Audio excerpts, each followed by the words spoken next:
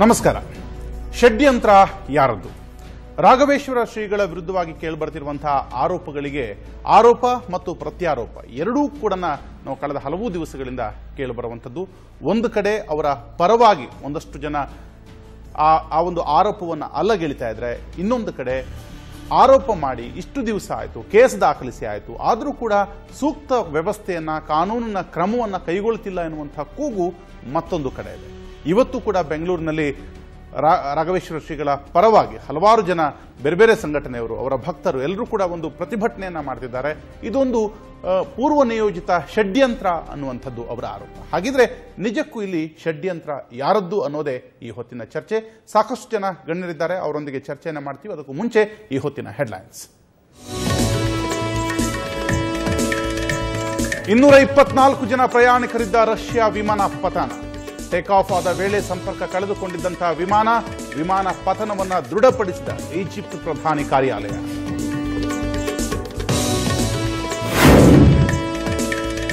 ರಾಜ್ಯ ಚಲನಚಿತ್ರ ವಾಣಿಜ್ಯ ಮಂಡಳಿ ಚುನಾವಣೆ. ನಿರ್ಮಾಪಕ ಕೆಎಂ ವೀರೇಶ್ ನಾಮಪತ್ರ ಅಂಗೀಕರಿಸದ ಹಿನ್ನೆಲೆ ಫಿಲ್ಮ್ ಚೇಂಬರ್ ವಾರ್ಷಿಕ ಸದಸ್ಯರ ಸಭೆಯಲ್ಲಿ ಗದ್ದಲ.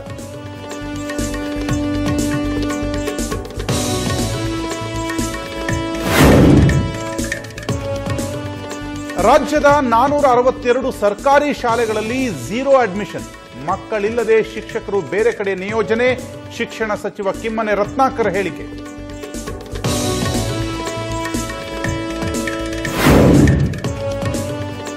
ಮ್ಯಾಕ್ಸಿ ಕ್ಯಾಬ್ಗಳ ಪಿಕಪ್ ಡ್ರಾಪ್ಗೆ ನಿರ್ಬಂಧ. ಬಿಎಂಟಿಸಿ ಬಸ್ ಸಂಚರಿಸುವ ಮಾರ್ಗದಲ್ಲಿ ಬ್ರೇಕ್. ವಿಧಾನಸೌಧದಲ್ಲಿ ಸಾರಿಗೆ ಸಚಿವ ರಾಮಲಿಂಗಾರೆಡ್ಡಿ ಹೇಳಿಕೆ.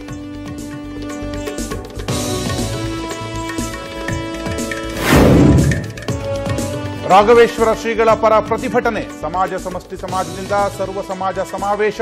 ಬೆಂಗಳೂರಿನಲ್ಲಿ ಫ್ರೀಡಂ ಪಾರ್ಕ್ನಲ್ಲಿ ಧರಣಿ.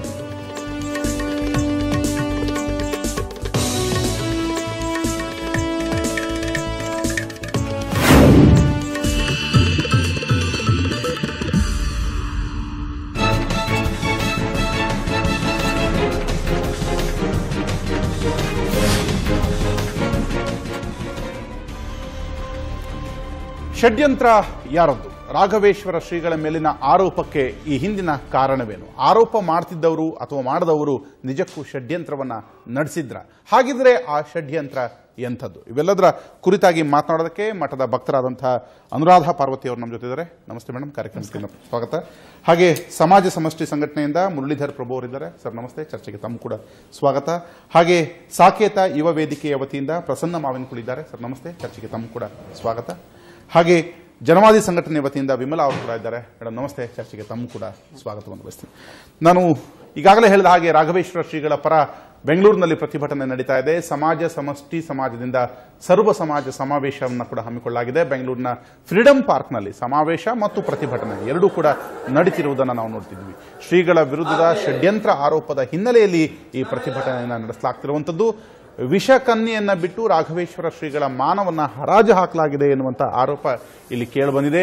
ಶ್ರೀಗಳನ್ನ ಪೀಠದಿಂದ ಕೆಳಗಿಳಿಸಲು ಸಾಧ್ಯ ಇಲ್ಲ ಎನ್ನುವಂತಹ ಅಂಶವನ್ನು ಕೂಡ ಈ ಒಂದು ಸಮಾವೇಶದಲ್ಲಿ ಕೇಳಿಬಂದಂತಹ ಮಾತು. ರಾಘವೇಶ್ವರ ಮಠದ ಭಕ್ತ ಮುರಳೀಧರ್ ಉಪಾಧ್ಯಾಯ ಈ ಹೇಳಿಕೆಯನ್ನು ಕೊಟ್ಟಿದ್ದಾರೆ. ಅವರು ಶ್ರೀ ರಾಮಚಂದ್ರ ಮಠದ ಮೇಲೆ ನಿರಂತರವಾಗಿ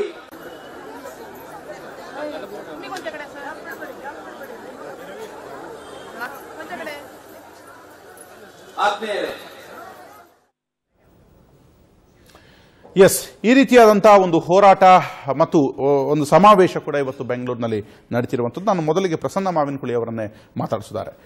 ಇವತ್ತಿನ ಈ ಒಂದು ಸಮಾವೇಶದ ಮತ್ತು ಹೋರಾಟದ ಮುಖ್ಯ ಉದ್ದೇಶ ಏನು? ನೋಡಿ, ನಮ್ಮ ರಾಘವೇಶ್ವರ ಭಾರತಿ ಮಹಾಸ್ವಾಮಿಗಳು ಮತ್ತು ಶ್ರೀ ರಾಮಚಂದ್ರಾಪುರ ಮಠ ಕೇವಲ ಹವ್ಯಕ ಸಮಾಜಕ್ಕೆ ಮಾತ್ರ ಸೀಮಿತವಾದಲ್ಲ. ಹವ್ಯಕ ಸಮಾಜವೂ ಸೇರಿದ ಹಾಗೆ ಈ ನಾಡಿನ ಸುಮಾರು 18ರಿಂದ 20 ಸಮಾಜಗಳು ಅಥವಾ ಶ್ರೀಗಳು ಬಂದ ಮೇಲೆ ಇನ್ನೂ ಹೆಚ್ಚಿನ ಸಮುದಾಯಗಳು ಸಮಾಜಗಳು ಶ್ರೀಗಳ ಹತ್ರ ಹೋಗಿ ಅವರ ನೋವಿಗೆ ನಲಿವಿಗೆ ಶ್ರೀಗಳನ್ನ ಒಬ್ಬ ಅವರ ಅತ್ಯಂತ ಆತ್ಮೀಯರನ್ನಾಗಿ, ಗುರುಗಳು ಅನ್ನೋದು ಕೊನೆಗೆ ಅತ್ಯಂತ ಆತ್ಮೀಯರನ್ನಾಗಿ ಭಾವಿಸಿಕೊಂಡು ಅವರ ಎಲ್ಲ ದಿನನಿತ್ಯದ ಜಂಜಡಗಳನ್ನ ಒಂದು ರೀತಿಯಲ್ಲಿ ಆ ರೀತಿಯಾದಂತಹ ಒಂದು ಸುಮಧುರ ಬಾಂಧವ್ಯ ಶ್ರೀಗಳ ಜೊತೆ ಎಲ್ಲ ಸಮುದಾಯದ ಜನರದ್ದಿದೆ. ಅದರಲ್ಲಂತೂ ವಿಶೇಷವಾಗಿ ನೀವು ಆ ಸಮಾವೇಶದಲ್ಲಿ ನೋಡ್ತಿರ್ಬೋದು, ಬೇರೆ ಬೇರೆ ಕಡೆಗಳಿಂದ ಬಂದಿರತಕ್ಕಂತಹ ಮಾತೆಯರು, ಮಕ್ಕಳು, ಮಹಿಳೆಯರು 2 ತಿಂಗಳ ಮಗು, 3 ತಿಂಗಳ ಮಗು ಕರ್ಕೊಂಡು ಆ ಸಮಾವೇಶಕ್ಕೆ ಬಂದಿದ್ದಾರೆ. ಈಗೇನಾಗಿದೆ, ಕಳೆದ ಕೆಲವು ದಿನಗಳಿಂದ ಶ್ರೀಗಳ ಮೇಲೆ ಇಲ್ಲಸಲ್ಲದ ಆರೋಪಗಳು ಬರ್ತಿದೆ. ಈಗ ಏನಾಗುತ್ತದೆ ಅಂದ್ರೆ, ಯಾರೋ ಬೇರೆಯವರಿಗೆ ಬಂದ್ರೆ ಇದು ಬೇರೆ ಪ್ರಶ್ನೆ, ಗೊತ್ತಿಲ್ಲ ಅಂತ ಆಗ್ತದೆ. ಇಲ್ಲಿ ಒಂದ್ ರೀತಿ ನಮ್ಮ ಮನೆಯವರಿಗೆ ಬಂದ ಹಾಗೆ. ನಾವು 24 ಗಂಟೆ ಅವ್ರನ್ನ ನೋಡ್ತಾ ಇದ್ವಿ, ನಾವು ವರ್ಷದಲ್ಲಿ 365 ದಿವಸ ನೋಡ್ತಾ ಇದ್ವಿ.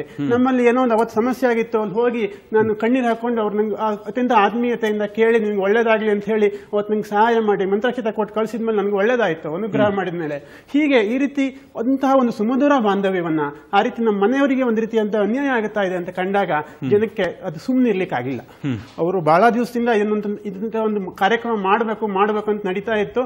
ಆದ್ರೆ ಕೆಲವೊಂದು ಕಾನೂನಿನ ಹಂತಗಳಿಂದಾಗಿ ಅದು ಬೇಡ ಅಂತ ಮುಂದೆ ಹೋಗ್ತಾನೆ ಇತ್ತು. ನಮ್ಮ ಮುರಳೀಧರ ಪ್ರಭುಗಳು, ಅದರ ಆರ್ಗನೈಸರ್ಸ್, ಅವರು ಕೂಡ ಕೊನೆಗೆ ಈಗ ಮಾಡಲೇಬೇಕು ಅಂತ ಹೇಳಿ ಆ ಸಹನೆಯ ಕಟ್ಟೆ ಒಡೆದು ಸಾವಿರಾರು ಜನ ಫ್ರೀಡಂ ಪಾರ್ಕ್ ಅಲ್ಲಿ ಬಂದು ಮಠದ ಮೇಲೆ ಮತ್ತು ಸ್ವಾಮೀಜಿಯ ಮೇಲೆ ಇಟ್ಟಂತಹ ಭಕ್ತಿ ಗೌರವದ ಪ್ರತೀಕ ಇದು ಎಲ್ಲವೂ ಕೂಡ. ಇನ್ನೊಂದು ಮಾತು ನಾವು ಗಮನಿಸಬೇಕು, ಇದ್ಯಾವುದು ಹಿಯರ್ಸೆ ಎವಿಡೆನ್ಸ್ ಅಲ್ಲ, ಅವ್ರು ಹೇಳಿದ್ರು ಇವ್ರು ಹೇಳಿದ್ರು ಅಲ್ಲ, ನಾನು ನನ್ನ ಕಣ್ಣಾರ ನೋಡಿದ್ದೀನಿ. ಇದು ಅಲ್ಲಿ ಇರ್ತಕ್ಕಂಥ ಭಾವ, ಅದನ್ನ ನಾವು ಸಮಾಜ ಇವತ್ತು ಗೌರವಿಸಬೇಕು. ಮುರಳೀಧರ ಪ್ರಭು ಅವರೇ, ಇವತ್ತಿನ ಉದ್ದೇಶ ಅವರಾಗ್ಲೇ ಹೇಳಿದಾಗೆ, ನಮ್ಮ ಮನೆಯಲ್ಲಿರುವಂತಹ ಒಬ್ಬ ಯಜಮಾನನಿಗೆ ಅಥವಾ ಸಾರಥಿಗೂ ತೊಂದರೆ ಆದಾಗ ಮನೆಯ ಸದಸ್ಯರೆಲ್ಲ ಒಟ್ಟಾಗಿ ಪ್ರತಿಭಟಿಸಿರುವಂಥದ್ದು ಮತ್ತು ಅವರಿಗೆ ಒಂದು ನೈತಿಕ ಬೆಂಬಲವನ್ನು ಕೊಡುವಂಥ ಅದು ಸರಿ. ಆದರೆ ಕಾನೂನಾತ್ಮಕವಾದಂತಹ ದೃಷ್ಟಿಕೋನದಲ್ಲಿ ಈ ಒಂದು ಕೇಸನ್ನು ಗಮನಿಸೋದಾದ್ರೆ, ಇಲ್ಲಿ ಒಂದು ಷಡ್ಯಂತ್ರ ಆ ಸಮಾವೇಶದಲ್ಲಿ ಮೂಡಿ ಬಂದಂತಹ ಮಾತು, ಷಡ್ಯಂತ್ರ ಮಾಡಲಾಗಿದೆ ಸ್ವಾಮೀಜಿಯ ವಿರುದ್ಧ ಅನ್ನುವಂಥದ್ದು. ಯಾವ ರೀತಿಯಾದಂಥ ಷಡ್ಯಂತ್ರ ಮತ್ತು ಯಾಕೆ ಆ ಷಡ್ಯಂತ್ರ? ಷಡ್ಯಂತ್ರ ಅಂತ ನೀವು ಹೇಳ್ತಾ ಇದ್ದೀವಿ, ನಾವು ಹೇಳ್ತಾ ಇದ್ವಿ. ಷಡ್ಯಂತ್ರದ ಒಂದು ಅನಾವರಣ ಆಗಿದೆ ಅಂತ ನಿಮಗೆ ಬಹುಶಃ ಗೊತ್ತಾಗಿರ್ಲಿಕ್ಕಿಲ್ಲ. ಮೊನ್ನೆ ಅಷ್ಟೇ ಸಮಾನ ಮನಸ್ಕ ವೇದಿಕೆಯವರು ಹೇಳಿದರು, ಈ ಮಠ ಕೇವಲ ಹವ್ಯಕರಿಗೆ ಸೇರಿದ್ದು, ಉಳಿದ 18, 19, 30 ಸಮುದಾಯದವರು ಬಂದು ಇರ್ತಾರಲ್ಲ, ಅದು ಮಠಕ್ಕೆ ಸಂಬಂಧಪಟ್ಟದ್ದಲ್ಲ. ಗುರುಗಳು ತಮ್ಮ ಅಪರಾಧಗಳನ್ನು ಮುಚ್ಚಿಕೊಳ್ಳುವ ಸಲುವಾಗಿ ಅಥವಾ ಈ ಆರೋಪದಿಂದ ಬಚಾವಾಗುವ ಸಲುವಾಗಿ ರಕ್ಷಣಾ ಕೋಟೆಯನ್ನು ಕಟ್ಟಿಕೊಳ್ತಾ ಇದ್ದಾರೆ ಅಂತ ಹೇಳಿದ್ದು, ನಾವು ಉಳಿದ ಸಮುದಾಯಗಳಿಂದ ಬಂದಿರುವಂತ ನಮಗೆ ಬಹಳ ಮನಸ್ಸಿಗೆ ನೋವಾಯಿತು ಸ್ವಾಮಿ. ಅದು ಹಾಗಲ್ಲ. ನಾವು ಗುರುಗಳ ರಕ್ಷಣೆಗಾಗಿ ಬಂದವರಲ್ಲ, ಗುರುಗಳ ಮಾಡುವ ಕೆಲಸ ನೋಡಿ ಪ್ರಭಾವಿತರಾಗಿ ನಾವು ಮಠಕ್ಕೆ ಬರ್ತಾ ಇದ್ದೇವೆ. ಗುರುಗಳು ಏನೆಲ್ಲ ಕೆಲಸ ಮಾಡ್ತಾ ಇದ್ದಾರೆ, ಅದು ಮಾಡಬೇಕಂತ ಯತಿಗಳು ಮಾಡಬೇಕಂತ ಕೆಲಸ ಅಂತ ನೋಡಿ ನಾವು ಬರ್ತಾ ಇದ್ದೀವಿ. ಗುರುಗಳು ನಮ್ಮನ್ನ ಅತ್ಯಂತ ಉತ್ತಮ ದೃಷ್ಟಿಯಿಂದ ಹವ್ಯಕರು ಇವರು, ಹವ್ಯಕರಲ್ಲ ಇವರು ಅಂತ ನೋಡಿಲ್ಲ. ಅದಕ್ಕಾಗಿ ನಾವು ಗುರುಗಳ ಹತ್ರ ಬರ್ತಾ ಇದ್ದೀವಿ. ಈಗ ಆ ಷಡ್ಯಂತ್ರದ ಅನಾವರಣ ಆಗಿದೆ ಅಂತ ನಾನು ಯಾಕೆ ಹೇಳ್ತಾ ಇದ್ದೇನೆ ಅಂತ ಹೇಳಿದ್ರೆ, ಬಹುಶಃ ಮಠದ ಆಸ್ತಿಯ ಮೇಲೆ ಕಣ್ಣಿದೆ ಯಾರಿಗೆ, ಸಮಾನ ಮನಸ್ಕ ವೇದಿಕೆಯವರಿಗೆ. ಅದಕ್ಕೆ ಅವ್ರು ಹೇಳುದು ಮಠ ನಮಗೆ ಸೇರಿದ್ದು, ಯಾರು ಕೇಳಿಲ್ಲ. ನಾವು ಮಠದ ಆಸ್ತಿ ನಮಗೆ ಕೊಡಿ, ಉಳಿದ ಸಮುದಾಯಕ್ಕೆ ಕೊಡಿ ಅಂತ ನಾವು ಯಾರು ಕೇಳಿಲ್ಲ. ನೀವು ಯಾಕೆ ಎದೆ ತಟ್ಟಿ ಹೇಳ್ಕೊಳ್ಬೇಕು? ಅದು ಮಠದ ನಮಗೆ ಸೇರಿದ್ದು ಅಂತ ಇಟ್ಕೊಳ್ಳಿ, ನಿಮ್ಗೆ ಸೇರಿದ್ದು ಅಂತ. ಉಳಿದ ಸಮುದಾಯಗಳಿಗೂ ಮಠಕ್ಕೂ ಸಂಬಂಧ ಇಲ್ಲ ಅಂತ ನೀವು ಯಾಕೆ ಹೇಳ್ತೀರಿ ಸ್ವಾಮಿ? ಯಾವ ಪೀಠವೂ ಕೂಡ ಉಳಿದ ಸಮುದಾಯಗಳು ತಮ್ಮಿಷ್ಟದಂತೆ ಬಂದ್ರೆ ಬಹಳ ಸ್ವೀಕಾರ ದೃಷ್ಟಿಯಿಂದ ನೋಡ್ತಾರೆ ಅವರನ್ನ. ಅದನ್ನು ಬಿಟ್ಟು ಉಳಿದ ಸಮುದಾಯಗಳು ಗುರುಗಳ ಹಿಂದೆ ರಕ್ಷಣಾ ಕೋಟೆಯನ್ನ ಕಟ್ತಾ ಇದ್ದಾರೆ ಅಂತ ಹೇಳ್ತಾ ಸಮಾನ ಮನಸ್ಕ ಹವ್ಯಕ ವೇದಿಕೆಗೆ ಮಠದ ಮೇಲಿನ ಆಸ್ತಿಯ ಮೇಲಿನ ವ್ಯಾಮೋಹಕ್ಕೆ ಈ ಒಂದು ಗುರುತರವಾದಂತಹ ಆರೋಪವನ್ನು ಮಾಡಿದ್ದಾರೆ ಅಂತ ಹೇಳ್ತಾರೆ. ಆದ್ರೆ ಒಂದು ಹೆಣ್ಣುಮಗಳು ಬಂದುಕೊಂಡು ಕಾನೂನಾತ್ಮಕ ದೃಷ್ಟಿಕೋನದಲ್ಲಿ ಈಗ ರಾಘವೇಶ್ವರ ಶ್ರೀಗಳನ್ನ ಹೊರತಾಗಿ ಬೇರೆ ಯಾರದೇ ಮೇಲೆ ಆರೋಪ ಬಂದಿದ್ರೂ ಕೂಡ ಆ ಸ್ವಾಮೀಜಿಯವರ ಹಿನ್ನೆಲೆ ಅವರು ಬಂದು ಈ ರೀತಿಯಾಗಿ ಪ್ರತಿಭಟಿಸುವುದು ಅಥವಾ ಸಮಾವೇಶ ಮಾಡೋದ್ರ ಮೂಲಕವಾಗಿ ಇದನ್ನ ಬಗೆಹರಿಸೋಕೆ ಸಾಧ್ಯವಾ? ಅಲ್ಲಿ ಕಾನೂನಾತ್ಮಕವಾಗಿ ವೈಚಾರಿಕವಾಗಿ ವಿವರಿಸಬೇಕಲ್ವಾ ಅನ್ನುವಂಥದ್ದು. ಯಾರದೇ ಯಾರ ಮೇಲೆ ಅಪವಾದ ಆಗಿರುವಂಥದ್ದು. ಅದಕ್ಕಿಂತ ಮುಂಚೆ ನಾನು ಅನಾವರಣ ಆಯ್ತು ಅನ್ನೋದ್ರ ಮತ್ತೊಂದು ಹೇಳ್ತೀನಿ. ಪ್ರತಿಯೊಂದಕ್ಕೂ ಕೇಳ್ತಾ ಇರುವುದು ಪೀಠತ್ಯಾಗ ಮಾಡಿ ಅಂತ ಹೇಳಿ. ಯಾವಾಗಲೂ ಆರೋಪ ಮಾಡುವವರು ಆರೋಪಿಗಳ ಮೇಲೆ, ಅಪರಾಧಿಗಳ ಮೇಲೆ ಶಿಕ್ಷೆ ಆಗಬೇಕು ಅವರಿಗೆ ಅಂತ ಮೊದಲು ಹೇಳಬೇಕು. ಪೀಠತ್ಯಾಗದ ವಿಷಯ ಎಲ್ಲಿ ಬಂತು? ಜೊತೆಯಲ್ಲಿ ಹೇಳಿದ್ದಾರೆ ಅಂತ ಅಲ್ಲ, ಸರಿ. ಪೀಠತ್ಯಾಗದ ಮೇಲೆ ಹೇಳಿ ನೋಡಿ, ಹೇಳಿಕೆಗಳನ್ನ ಓದಿ ನೋಡಿ, ಸರಿಯಾಗಿ ಗ್ರಹಿಸಿ ನೋಡಿ. ಅದರಲ್ಲಿ ಮುಖ್ಯ ಒತ್ತು ಇರುವುದು ಪೀಠತ್ಯಾಗ. ಹೀಗೆ ಪೀಠದ ಮೇಲೆ ನಿಮಗೆ ಕಣ್ಣಿದೆ ಅಂತ, ಪೀಠದ ಮೇಲೆ you want a most pliable person, ನಿಮಗೆ ಬೇಕಾಗುವಂತವರನ್ನ ಪೀಠದಲ್ಲಿಟ್ಟು ಆ ಮಠದ ಆಸ್ತಿಯನ್ನ ಅನುಭವಿಸುವಂತದ್ದು, ಮಠಕ್ಕೆ ಏನು ಬೇಕಾದ್ರೂ ಮಾಡಿಕೊಳ್ಳುವಂತದ್ದು ಹುನ್ನಾರ ಇದೆಯೋ ಅನ್ನುವ ಷಡ್ಯಂತ್ರ ಇವತ್ತು ಬದಲಾಗಿದೆ. ಖಂಡಿತ ಒಪ್ಕೊಳ್ತೀನಿ. ನ್ಯಾಯಾಂಗದ ಪ್ರಕ್ರಿಯೆ, ಅದಕ್ಕೆ ಯಾರು ಅಡ್ಡಿ ಬರಬೇಕು ಅಂತ ನಾವು ಕೇಳ್ತಾ ಇಲ್ಲ. ಸರ್ಕಾರ ಮಾಡ್ತಾ ಇರೋದು ಸರಿ ಇದೆ. ಸುಮ್ಮನೆ ಬೇರೆಯವರು ಒತ್ತಾಯ ಹಾಕೋದು ಬೇಡ ಸರ್ಕಾರದ ಮೇಲೆ, ಬೇರೆ ರೀತಿಯಿಂದ ಒತ್ತಾಯ ಮಾಡೋದು ಬೇಡ. ಅದು ಏನ್ ನ್ಯಾಯಾಂಗದ ಪ್ರಕ್ರಿಯೆ ನಡೀಲಿ, ಅದು ಏನಂತ ಮುಂದೆ ಬರಲಿ ಅದರ ಇವತ್ತಿನ ಈ ವಿಚಾರವನ್ನ ನಾವು ಗಮನಿಸಿ ಹೇಳಬೇಕಾದಂಥದ್ದು ಮುಖ್ಯ. ಈ ಎಲ್ಲ ವೇದಿಕೆಗಳು ಹೇಳ್ತಿರೋದೊಂದು, ಈ ಒಂದು ಮಠ ಅನ್ನೋದು ಕೇವಲ ಹವ್ಯಕ ಸಮುದಾಯಕ್ಕೆ ಮಾತ್ರ ಸೇರಿದ ಮಠ ಅಲ್ಲ, ಮತ್ತು ಆ ಒಂದು ಪೀಠದ ಮೇಲೆ, ಆ ಒಂದು ಮಠದ ಆಸ್ತಿಯ ಮೇಲೆ ಸಮಾನ ಮನಸ್ಕ ವೇದಿಕೆಯವರಿಗೆ ಕಣ್ಣಿರೋದ್ರಿಂದ ಸ್ವಾಮೀಜಿಯ ಮೇಲೆ ಒಂದು ಷಡ್ಯಂತ್ರವನ್ನು ಮಾಡಲಾಗಿದೆ ಎನ್ನುವಂಥದ್ದು ಗುರುತರವಾದಂತಹ ಆರೋಪ. ಇನ್ನು ಆರೋಪ ಮಾಡಿದವರು ಏನು ಹೇಳ್ತಾರೆ, ಈಗ ನಡೀತಿರುವಂತಹ ಪ್ರಕ್ರಿಯೆಗಳು ಸರಿಯೇ, ಇದ್ರ ಬಗ್ಗೆ ನಾನು ವಿಮಲಾಗೌಡ ಅವರಿಗೆ ಮಾತಾಡ್ತೇನೆ. ಒಂದು ಸಣ್ಣ ಬ್ರೇಕ್ ನಂತರ.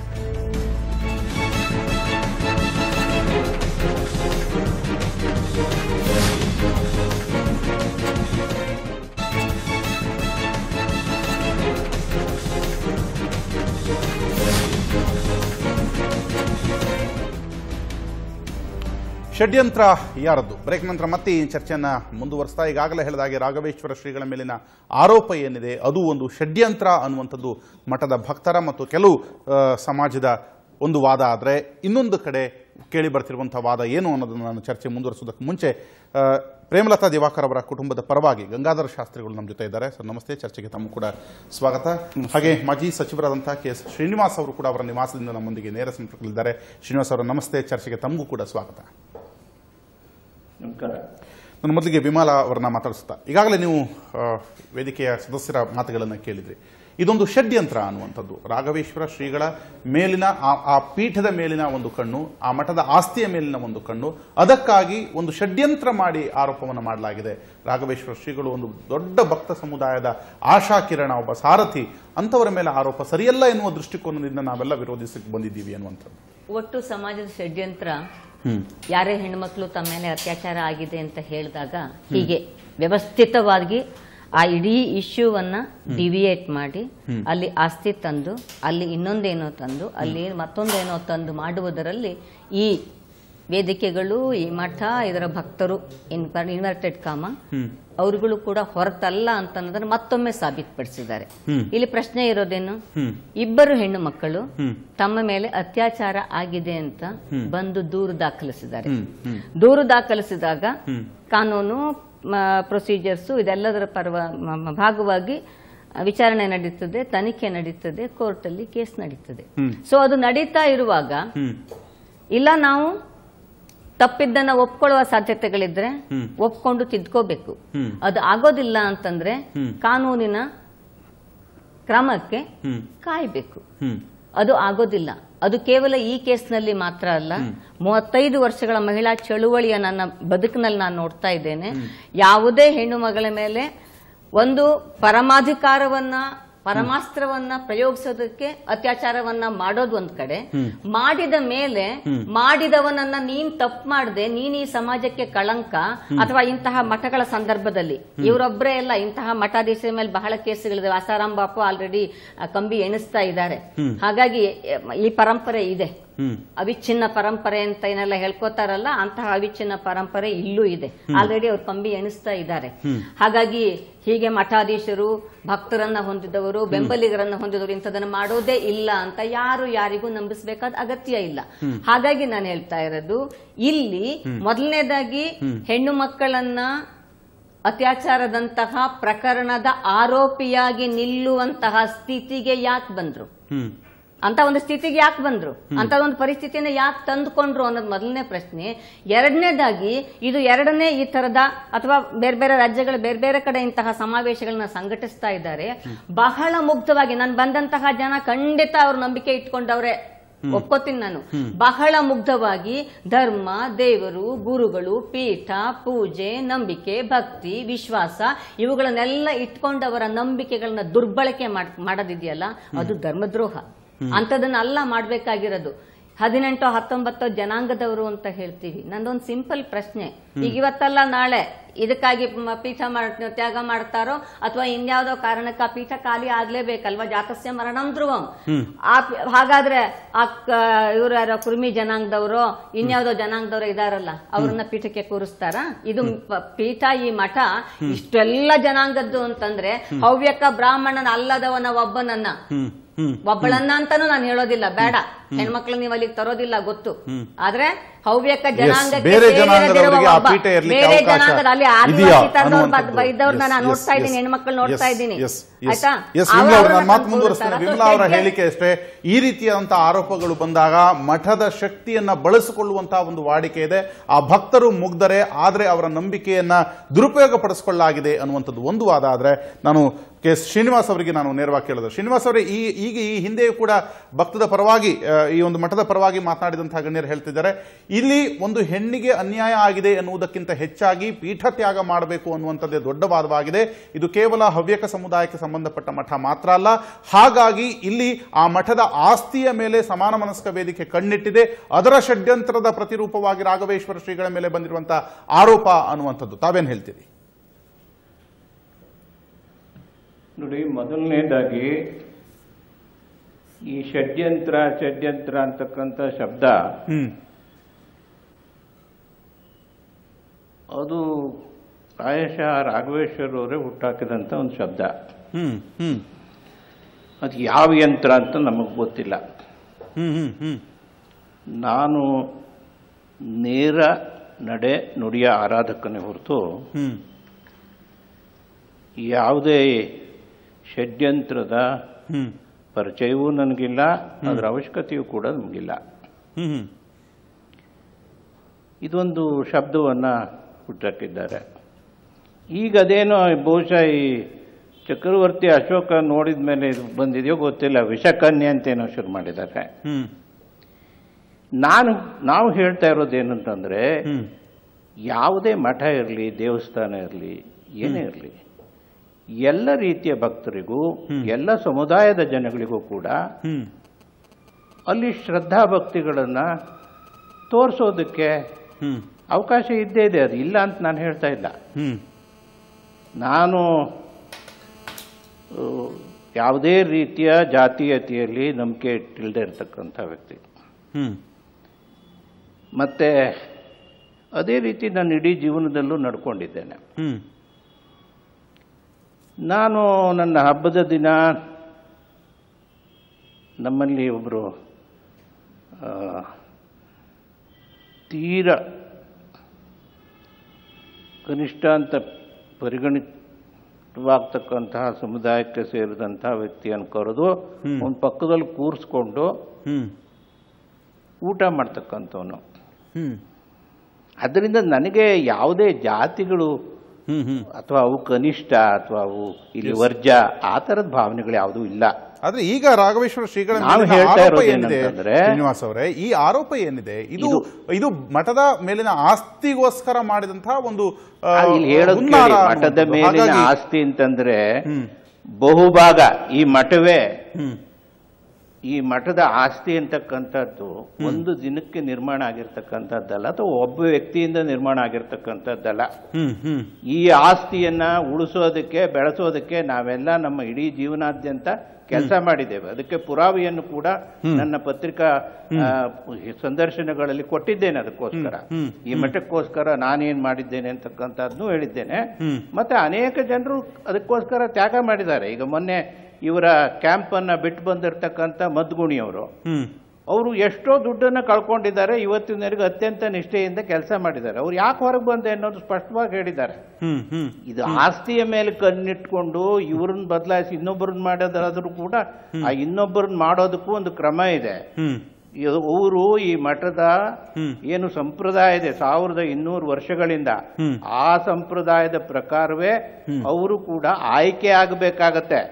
ಅವರು ಇದು ಪಾಪ್ಯುಲರ್ ವೋಟ್ ಮಿಂದ ಇದೊಂದು ಎಲೆಕ್ಟೆಡ್ ಪೋಸ್ಟ್ ಅಲ್ಲ ಇದು. ಆದ್ರೆ ಇದು ಯಾರ ಹತ್ರ ಇತ್ತು? ಹವ್ಯಕ ಸಮುದಾಯ ಅಂತ ಏನ್ ಕರಿತೇವೆ, ಅವರ ಮಠ ಅಂತ ಹೇಳೇನೆ ಇದು ಸ್ಥಾಪನೆ ಆಗಿದ್ದು. ಅವ್ರ ಕೈಯಲ್ಲಿ ಅವತ್ತಿನಿಂದ ಇವತ್ತಿನವರೆಗೂ ಇದೆ. ಈ ಸ್ವಾಮಿಗಳನ್ನು ಕೂಡ ಆಯ್ಕೆ ಮಾಡಿದ ಸಮಿತಿ ಇದೆಯಲ್ಲ, ಆ ಸಮಿತಿಯಲ್ಲಿ ಇವತ್ತು ಯಾರ್ಯಾರು ಭಕ್ತರು ಬಂದಿದಾರಲ್ಲ, ಅವ್ರು ಯಾರು ಇರ್ಲಿಲ್ಲ, ಅವ್ರ ಪ್ರತಿನಿಧಿಗಳು ಯಾರು ಇರ್ಲಿಲ್ಲ. ಬರೇ ಹವ್ಯಕ ಸಮುದಾಯಕ್ಕೆ ಸೇರಿರ್ತಕ್ಕಂಥ ಹವ್ಯಕ ಸಮುದಾಯದಿಂದಲೇ ಆರಂಭಗೊಂಡಂತಹ ಮತ್ತು ಅವತ್ತಿಂದ ಇವತ್ತಿನ ತನಕವೂ ಆ ಹವ್ಯಕ ಸಂಪ್ರದಾಯದಂತೆಯೇ ಅಲ್ಲಿನ ಪೀಠಾರೋಹಣ ಇರಬಹುದು, ಮತ್ತೊಂದು ವಿಚಾರಗಳು ನಡೆದುಕೊಂಡು ಬಂದಿದೆ. ಮಾತು ಮುಂದುವರಿಸ್ತೇನೆ ಶ್ರೀನಿವಾಸ್ ಅವರೇ, ಮಾತು ಮುಂದುವರಿಸ್ತೇನೆ. ಅದಕ್ಕೂ ಮುಂಚೆ ಅನುರಾಧ ಪಾರ್ವತಿ ಅವರು ಈಗಾಗಲೇ ವಿಮಲಾ ಅವರು ಹೇಳ್ತಾ ಇದ್ರು, ಅಂದ್ರೆ ಭಕ್ತರ ನಂಬಿಕೆಯನ್ನ, ವಿಶ್ವಾಸವನ್ನ ಇಲ್ಲಿ ದುರುಪಯೋಗ ಪಡಿಸಿಕೊಳ್ಳಲಾಗಿದೆ. ಈಗ ಇವತ್ತು ಸೇರಿರೋರು ಆ ಪೀಠಾಧ್ಯಕ್ಷರ ಬಗ್ಗೆ ಒಂದು ಗೌರವ ಇಟ್ಟುಕೊಂಡು, ಆ ಮಠದ ಮೇಲೆ ಒಂದು ಅಭಿಮಾನ, ಭಕ್ತಿಯನ್ನು ಇಟ್ಟುಕೊಂಡು ಬಂದಿದ್ದೀರಿ, ಅದರಲ್ಲಿ ತಕಾರರಿಲ್ಲ. ಆದರೆ ಆ ಪೀಠದಲ್ಲಿ ಉಪಸ್ಥಿತರಿರುವವರು, ಕುಳಿತುಕೊಂಡಿರೋರು ದ್ರೋಹ ಮಾಡಿದ್ದಾರೆ ಅನ್ನುವಂಥದ್ದು ನಿಮಗೆ ಆ ಸ್ವಾಮೀಜಿಯವರ ನಡವಳಿಕೆ ಅಥವಾ ಇವತ್ತಿನ ಬೆಳವಣಿಗೆ ಏನ್ ಹೇಳ್ತಾರೆ ಭಕ್ತರಾಗಿ? ಒಬ್ಬ ಭಕ್ತಳಾಗಿ ಶ್ರೀನಿವಾಸ್ ಮಾತಾಡ್ತೀನಿ, ಒಂದೇ ನಿಮಿಷ ಸರ್. ಶ್ರೀನಿವಾಸ್ ಸರ್ ಮಾತಾಡ್ತೀನಿ, ಒಂದೇ ನಿಮಿಷ ಬರ್ತೀನಿ. ಒಬ್ಬ ಭಕ್ತಳಾಗಿ ಹೇಳೋದಕ್ಕಿಂತ ಮುಂಚೆ ಒಬ್ಬ ಹೆಣ್ಣಾಗಿ ಕೂಡ ಯಾವುದೇ ಗಂಡಸು ಹೇಗೆ ನೋಡ್ತಾನೆ, ಯಾವ ರೀತಿನಲ್ಲಿ ನೋಡ್ತಾನೆ ಅನ್ನೋದು ಯಾವುದೇ ಹೆಣ್ಣಿಗೆ ಗೊತ್ತಾಗತ್ತೆ. ಗೊತ್ತಾಗದೇನಲ್ಲ, ನಾವೇನ್ ಗೊತ್ತಾಗದೆ ಅಲ್ಲಿ ಹೋಗ್ತಾ ಇರೋದಲ್ಲ ಅಥವಾ ಮೂಢರಾಗ ಅಲ್ಲಿ ಹೋಗ್ತಾ ಇರೋದಲ್ಲ. ನಾನು ಎಜುಕೇಟೆಡ್, ನಾನೊಂದು MNC ನಲ್ಲಿ ಕೆಲಸ ಮಾಡಿ 14 ವರ್ಷ ಕೆಲಸ ಮಾಡಿ ಬಂದೋಳು. ನಾನು ಮಠಕ್ಕೆ ನನ್ನ ಸ್ವಇಚ್ಛೆಯಿಂದ, ಅಲ್ಲಿ ಬಂದಿರೋರು ಅಷ್ಟೇನೆ ಅವ್ರ ಸ್ವಇಚ್ಛೆಯಿಂದಾನೇ ಬರ್ತಾ ಇರೋದು. ಮನಃಶಾಂತಿ ಸಿಗುತ್ತೆ, ಆಧ್ಯಾತ್ಮದ ಬಗ್ಗೆ ಗುರುಗಳು ಎಷ್ಟೊಂದು ಹೇಳ್ತಾರೆ, ಅದಕ್ಕೋಸ್ಕರ ಹೋಗ್ತಾ ಇದೀವಿ. ಅಲ್ಲಿರೋರು ಯಾರು ಮೂಢನಂಬಿಕೆಯಿಂದ ಬಂದವರಲ್ಲ, ಅಥವಾ ಯಾರು ನಮ್ಮನ್ನ ಏನು ಅಲ್ಲಿ ಹೇರ್ಲಿಲ್ಲ, ನೀವು ಅಲ್ಲಿ ಹೋಗ್ಲೇಬೇಕು ಅಂತ ಗನ್ ಪಾಯಿಂಟ್ ಅಲ್ಲಿ ಯಾರು ಅಲ್ಲಿ ಇಟ್ಟಿಲ್ಲ. ನಮ್ಮ ಸ್ವಇಚ್ಛೆಯಿಂದಾನೇ ನಾವು ಅಲ್ಲಿ ಹೋಗ್ತಾ ಇರೋದು. ಅಲ್ಲಿ ಇವರ ಈ ಹಿರಿಯರು ಅಂತ ಮೊನ್ನೆ ಎಲ್ಲ ಯಾರ್ಯಾರು ಕೂತ್ಕೊಂಡು ಮಾತಾಡಿದ್ರು, ಅವ್ರ ಮನಸ್ಸಿನಲ್ಲಿರೋ ಹೇಸಿಗೆ ನಮ್ಮ ಮೇಲೆ ಹೇರೋ ಅಗತ್ಯ ಇಲ್ಲ. ಅವ್ರು ನಮ್ಮನ್ನ ಯಾರು ಕೇಳಕ್ಕೆ ಅಂತ ನಾವು ಹೋಗ್ತಾ ಇದೀವಿ, ಹೋಗೋದು ಯಾಕೆ ಅಂತ ಕೇಳಕ್ ಅವ್ರು ಯಾರು? ಮಠ ಇದು ಹೆಂಗಸರು ಸಿಕ್ಕಾಪಟ್ಟೆ ಜಾಸ್ತಿ ಆಗಿದ್ದಾರೆ ಈಗ ಹೋಗ್ತಾ ಇರೋದು ಅಂತ ಅನ್ನೋದನ್ನ ಮೊನ್ನೆ ಅವ್ರಿಗೂ MN ಭಟ್ ಅವರ ಹೆಂಡತಿ, ಅವ್ರ ಮಗಳು ಕೂಡ ಬಂದಿದ್ರಲ್ಲ, 3 ವರ್ಷದಿಂದ ನಾನು ನೋಡ್ತಾ ಇದ್ದೀನಿ ನಡವಳಿಕೆ ಬದಲಾಗಿದೆ ಗುರುಗಳದ್ದು ಅಂತ ಅವ್ರು ಹೇಳಿದ್ರು. ಮೊನ್ನೆ ಅವ್ರ ಹೆಂಡತಿ ಮತ್ತೆ ಸೊಸೆನ್ ಯಾತ್ ಕರ್ಕೊಂಡ್ ಬಂದ್ರು? ಹಾಗಾದ್ರೆ ನಾವು ನೋಡಿದ್ವಲ್ಲ, ಬಂದು ಇದು ನಮಸ್ಕಾರ ಮಾಡಿ ಹೋದ್ರಲ್ಲ. ಹಂಗಾರೆ ಅವ್ರು ಯಾವ ಉದ್ದೇಶದಿಂದ ಬಂದಿದ್ದು? ಮತ್ ನಮ್ಮನ್ನೆಲ್ಲ ಏನಂತ ಅನ್ಕೊಂಡಿದ್ದಾರೆ? ಇಲ್ಲಿ ಇವ್ರು ಇಷ್ಟೆಲ್ಲ ಮಾತಾಡ್ತಾ ಇದಾರಲ್ಲ, ನಾವೆಲ್ಲ ಹೋಗೋರು ನಾವೇನ್ ಮಾನ್ಗೆಟ್ಟವ್ರ ಅಲ್ಲಿ ಹೋಗ್ತಾ ಇರೋದು? ಏನ್ ಅನ್ಕೊಂಡಿದ್ದಾರೆ ಇವರೆಲ್ಲ ಅಂತ ಇಷ್ಟು ಬಾಯಿಗೆ ಬಂದಂಗ ಮಾತಾಡ್ತಾ ಇದ್ದಾರೆ ಇಷ್ಟು ಹಿರಿಯರು. ಅವ್ರಿಗೇನು ಅವ್ರ ಮನಸ್ಸಿನಲ್ಲಿರೋ ಕೊಳಕನ್ನ ನಮ್ಮ ಮೇಲೆ ಹೇರೋ ಅಗತ್ಯ ಇಲ್ಲ. ನಾವು ನಮ್ಮ ಸ್ವಇಚ್ಛೆಯಿಂದಾನೇ ಹೋಗ್ತಾ ಇರೋದು, ಪೂರ್ತಿ ಬುದ್ಧಿಯಿಂದ ಹೋಗ್ತಾ ಇದೀವಿ. ನಮಗೆ ಅಲ್ಲಿ ಹೋಗೋ ಸ್ವಾತಂತ್ರ್ಯ ಇದೆ, ಅಂಡರ್ ದ ಕಾನ್ಸ್ಟಿಟ್ಯೂಷನ್ ನಾವ್ ಎಲ್ಲಿ ಬೇಕಾದ್ರೆ ಹೋಗ್ಬೋದು. ಅದನ್ನ ಇವ್ರು ಯಾರು ಪ್ರಶ್ನೆ ಮಾಡೋ ಅಗತ್ಯ ಇಲ್ಲ. ಅಲ್ಲಿಗೆ ಬಂದವರು ಅಷ್ಟೇನೆ, ಈಗ ಸಭೆಗೆ ಬಂದವರು ಅಷ್ಟೇನೆ, ಅವರು ಅವ್ರ ಸ್ವಇಚ್ಛೆಯಿಂದ ಎಲ್ಲಿಯೂ ಕೂಡ ನಿಮ್ಮ ಭಕ್ತಿ ಮತ್ತು ನಿಮ್ಮ ನಂಬಿಕೆ, ವಿಶ್ವಾಸವನ್ನ ದುರುಪಯೋಗಪಡಿಸಿಕೊಂಡಿದ್ದಾರೆ ಅಂತ ಅನ್ಸುತ್ತೆ. ನಾವು ಹೋಗೋದಲ್ದೆ ನಮ್ಮ ಮಕ್ಕಳನ್ನು ಕೂಡ ಕರ್ಕೊಂಡು ಹೋಗ್ತೀವಿ, ಯಾಕಂದ್ರೆ ಅಲ್ಲಿ ಸಂಸ್ಕಾರ ಇದೆ, ಸಂಸ್ಕೃತಿ. ಹಾಗಿದ್ರೆ ಮತ್ತೆ ಒಂದು ಹೆಣ್ಣೆ ನನ್ನ ಮೇಲೆ ಇಷ್ಟು ಬಾರಿ ಅತ್ಯಾಚಾರ ಆಗಿದೆ ಅನ್ನುವಂತ ಒಂದು ಆರೋಪವನ್ನು ಒಂದು ಹೆಣ್ಣು ಮಗಳೇ, ತಾನೂ ಕೂಡ ಒಂದು ಕುಟುಂಬ ವ್ಯವಸ್ಥೆಯಲ್ಲಿ ಬಂದಂತ ಹೆಣ್ಣುಮಗಳು, ತನಗೂ ಕೂಡ ವಯಸ್ಸಿಗೆ ಬಂದಂತ ಹೆಣ್ಣು ಮಕ್ಕಳಿರುವಂತಹ ಒಂದು ಹೆಣ್ಣುಮಗಳು ಆರೋಪ ಮಾಡಿದಾಗ ನಿಮ್ಗೆ ಎಲ್ಲೂ ಕೂಡ ಇಲ್ಲಿ ಈ ಆರೋಪದಲ್ಲಿ ಏನಾದ್ರು ಒಂದು ಸತ್ಯಾಂಶ ಇರಬಹುದು, ಅದನ್ನು ಕುಲಂಕಷವಾಗಿ ನೋಡ್ಬೇಕು ಅಂತ ಅನ್ಸ್ಲೇ ಇಲ್ವಾ ಅಂತ? ಯಾಕೆ ಅನಿಸ್ಬೇಕು? ಯಾಕಂದ್ರೆ ನಾನೇ ರಾಮಕಥೆನಲ್ಲಿ ಇವ್ರ ಜೊತೆಗೆ ನಾನೇ ಇದ್ದೆ ಎಷ್ಟೋ ಸತಿನು. ನನಗೆ ಯಾಕೆ ನನ್ ಕಣ್ಣು ಮುಂದೆ ನಡೆದಿರ್ಬೇಕಲ್ವಾ ಇವ್ರು ಹೇಳೋ ಪ್ರಕಾರ? ರಾಮಕಥೆನಲ್ಲಿ ನಾನು ಭಾಗವಹಿಸಿದ್ದೀನಿ, ಇವ್ರ ಜೊತೆಗೆ ಇದ್ದೀನಿ ನಾನು ಅಷ್ಟು ಸತಿ. ಇವ್ರ ಅಕ್ಕಪಕ್ಕದ ರೂಮಲ್ಲೇ ನಾನು ಇದ್ದೀನಿ, ಇವ್ರ ಜೊತೆಗೆ ನಾವು ಭಾಗವಹಿಸಿದೀವಿ ರಾಮಕಥೆನಲ್ಲಿ. ಕಾಮನ್ ಸೆನ್ಸ್ ಅವೆಲ್ಲ ನಿಮ್ಮ ಗಮನಕ್ಕೆ ಬರದೇ ಇರಬಹುದು, ಆದ್ರೆ ಮಾಡಿದಂತ ಆರೋಪ ಒಂದು ನಿಮಿಷ, ಆರೋಪ ಯಾವ ಉದ್ದೇಶದಿಂದ ಮಾಡಿರ್ತಾರೆ? ಯಾವ ಉದ್ದೇಶದಿಂದ ಅಂತಂದ್ರೆ ಅವರೇ ಒಪ್ಕೊಂಡಿದ್ದಾರೆ. ಅವರ ಪಂಚನಾಮೆ, ಹೊನ್ನಾವರದ ಪಂಚನಾಮೆನಲ್ಲೇ ಅವರೇ ಒಪ್ಕೊಂಡಿದ್ದಾರೆ ಇದು ನಮ್ ಷಡ್ಯಂತ್ರ ಅಂತ. ದಿವಾಕರ್ ಶಾಸ್ತ್ರಿನೇ ಸೈನ್ ಮಾಡಿದ್ದಾರೆ, ನಾವು ಷಡ್ಯಂತ್ರ ಮಾಡಿದೀವಿ ಅಂತ ಅನ್ನೋದನ್ನ ಪಂಚನಾಮೆ ಮೊನ್ನೆ ನಿಮ್ಗೆ ಕೊಟ್ಟಿದೀವಲ್ಲ, ಪ್ರೆಸ್ ರಿಲೀಸ್ ಅಲ್ಲಿ ನಿಮ್ಗೆ ಪಂಚನಾಮೆ ಕೊಟ್ಟಿದೀವಿ. ಪಂಚನಾಮೆನಲ್ಲಿ ಅವರೇ ಒಪ್ಕೊಂಡಿದ್ದಾರೆ, ಹೌದು ನಾವು 3 ಕೋಟಿ ಕೇಳಿದ್ವಿ, ಇಲ್ಲಾಂದ್ರೆ ಈ ತರ ಆರೋಪ ಮಾಡ್ತೀವಿ ಅಂತ ಹೇಳಿದ್ವಿ ಅಂತ ಅನ್ನೋದನ್ನ ಅವರೇ ಒಪ್ಕೊಂಡಿದ್ದಾರೆ. ಅವ್ರು ಸೈನ್ಡ್ ಪಂಚನಾಮೆ ಮ್ಯಾಜಿಸ್ಟ್ರೇಟ್ ಮುಂದೆ ಇದೆ. ಷಡ್ಯಂತ್ರ ಅಂತ ನಾವು ಹೇಳಿದ್ದಲ್ಲ, ಅವರೇ ಹುಟ್ಟಿರೋದು. ಅವರು ಕೊಟ್ಟಂತಹ ಪಂಚನಾಮೆಯಲ್ಲಿ ಇರುವಂತದ್ದು ನಾವು 3 ಕೋಟಿ ಕೊಟ್ಟಿಲ್ಲ ಅಂದ್ರೆ ಈ ರೀತಿ ಆರೋಪ ಮಾಡ್ತೀವಿ ಅಂತ, ಅಥವಾ ಮಾಡಿದಂತಹ ಅತ್ಯಾಚಾರಕ್ಕೆ ಪರಿಹಾರದ ರೂಪದಲ್ಲಿ 3 ಕೋಟಿ ಕೊಡಬೇಕು ಅಂತ ಹೇಳಿದ್ದ ಅಲ್ಲ. ಈ ತರ ನೀವು ಪೀಠತ್ಯಾಗ ಮಾಡಿ ಇಲ್ಲದೆ ಇದ್ರೆ 3 ಕೋಟಿ ಕೊಡಿ, ಇಲ್ಲ ಅಂದ್ರೆ ನಾವು ಈ ತರ ಆರೋಪ ಮಾಡ್ತೀವಿ ಅಂತ ಹೇಳಿ ಅವ್ರು ಫೋನ್ ಮಾಡಿದ್ದು, 3-4 ಜನಕ್ಕೆ ಬ್ಲಾಕ್ ಮೇಲ್ ಫೋನ್ ಮಾಡಿದ್ದು ಹೌದು, ನಾವು ಫೋನ್ ಮಾಡಿದ್ದು ಹೌದು, ಈ ತರ ಕೇಳಿದ್ದು ಹೌದು ಅಂತ ಅವ್ರ ಪಂಚನಾಮೆನಲ್ಲಿ ಒಪ್ಕೊಂಡಿದ್ದಾರೆ. ಹಾಗಿದ್ರೆ ಆ ಪಂಚನಾಮೆಯಲ್ಲಿ ಇರುವಂತದ್ದೇನು ಸ್ವತಃ ಗಂಗಾಧರ ಶಾಸ್ತ್ರಿಗಳು ಕೂಡ ನಮ್ಮ ಜೊತೆ ಇದ್ದಾರೆ, ಅವರನ್ನ ನಾನು ಮಾತಾಡಿಸ್ತೇನೆ. ಅದಕ್ಕೂ ಮುಂಚೆ ಈ ವಿಚಾರವಾಗಿ ಎದ್ದಿರುವಂತಹ ಈ ವಿಚಾರದ ಇನ್ನಷ್ಟು ರೂಪಗಳನ್ನ ನಿಮ್ಮ ಮುಂದೆ ಚರ್ಚೆ ಮಾಡ್ತೀವಿ. ಒಂದು ಸಣ್ಣ ಬ್ರೇಕ್.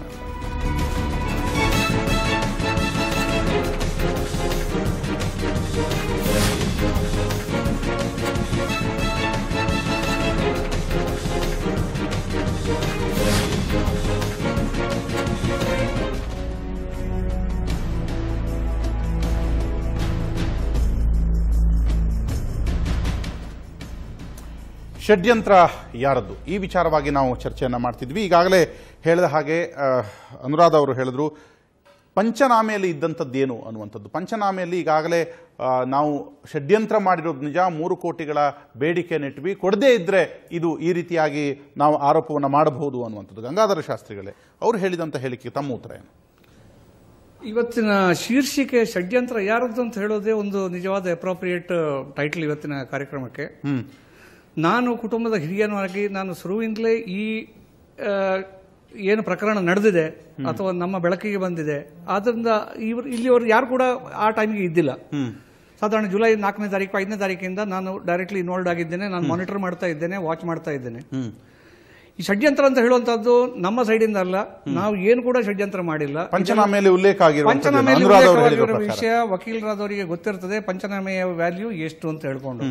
ಪಂಚನಾಮೆಯಲ್ಲಿ ನಾನು ತಿಳಿದ ಮಟ್ಟಿಗೆ ದಿವಾಕರ ಶಾಸ್ತ್ರಿ ಬ್ಲೈಂಡ್ಲಿ ಸೈನ್ ಮಾಡಿದ್ದ ಪೇಪರ್ನಲ್ಲಿ, ಅದ್ರ ಮೇಲೆ ಆಮೇಲೆ ಅದನ್ನು ಫಿಲ್ಅಪ್ ಮಾಡಿದ್ದು.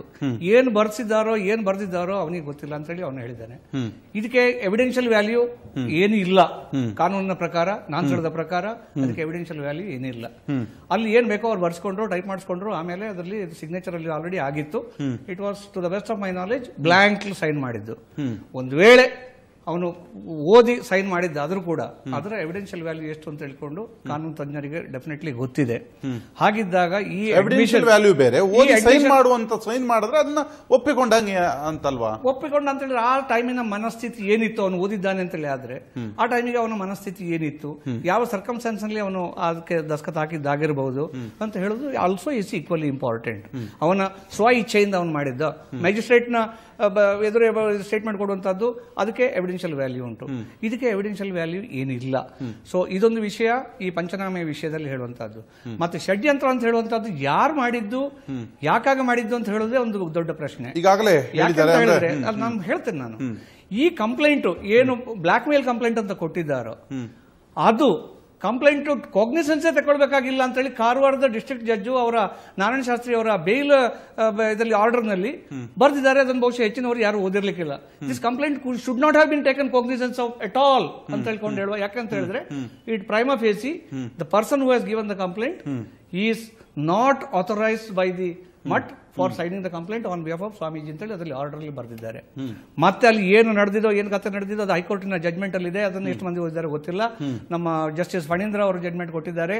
ಅದರಲ್ಲಿ ಅಲ್ಲಿ ಇವತ್ತು ಬೆಂಗಳೂರಿನಲ್ಲಿ ಒಂದು ಬೃಹತ್ ಸಮಾವೇಶ ನಡೀತಾ ಇದೆ, ಪ್ರತಿಭಟನೆ ನಡೀತಾ ಇದೆ.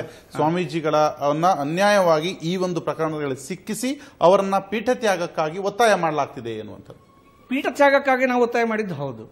ಯಾಕಂತ ಹೇಳಿದ್ರೆ ಈ ಪೀಠದಲ್ಲಿ ಕುಳಿತುಕೊಳ್ಳಿಕ್ಕೆ ಈಗಿನ ಯಾರು ಪೀಠಾಧಿಪತಿ ಅಂತ ಹೇಳಿಸ್ಕೊಳ್ತಾ ಇದ್ದಾರೋ ಅವರು ಯೋಗ್ಯ ಅಲ್ಲ ಅಂತ ಹೇಳಿ ನಮ್ಮ ಭರವಸೆ, ಭಾವನೆ, ನಂಬಿಕೆ.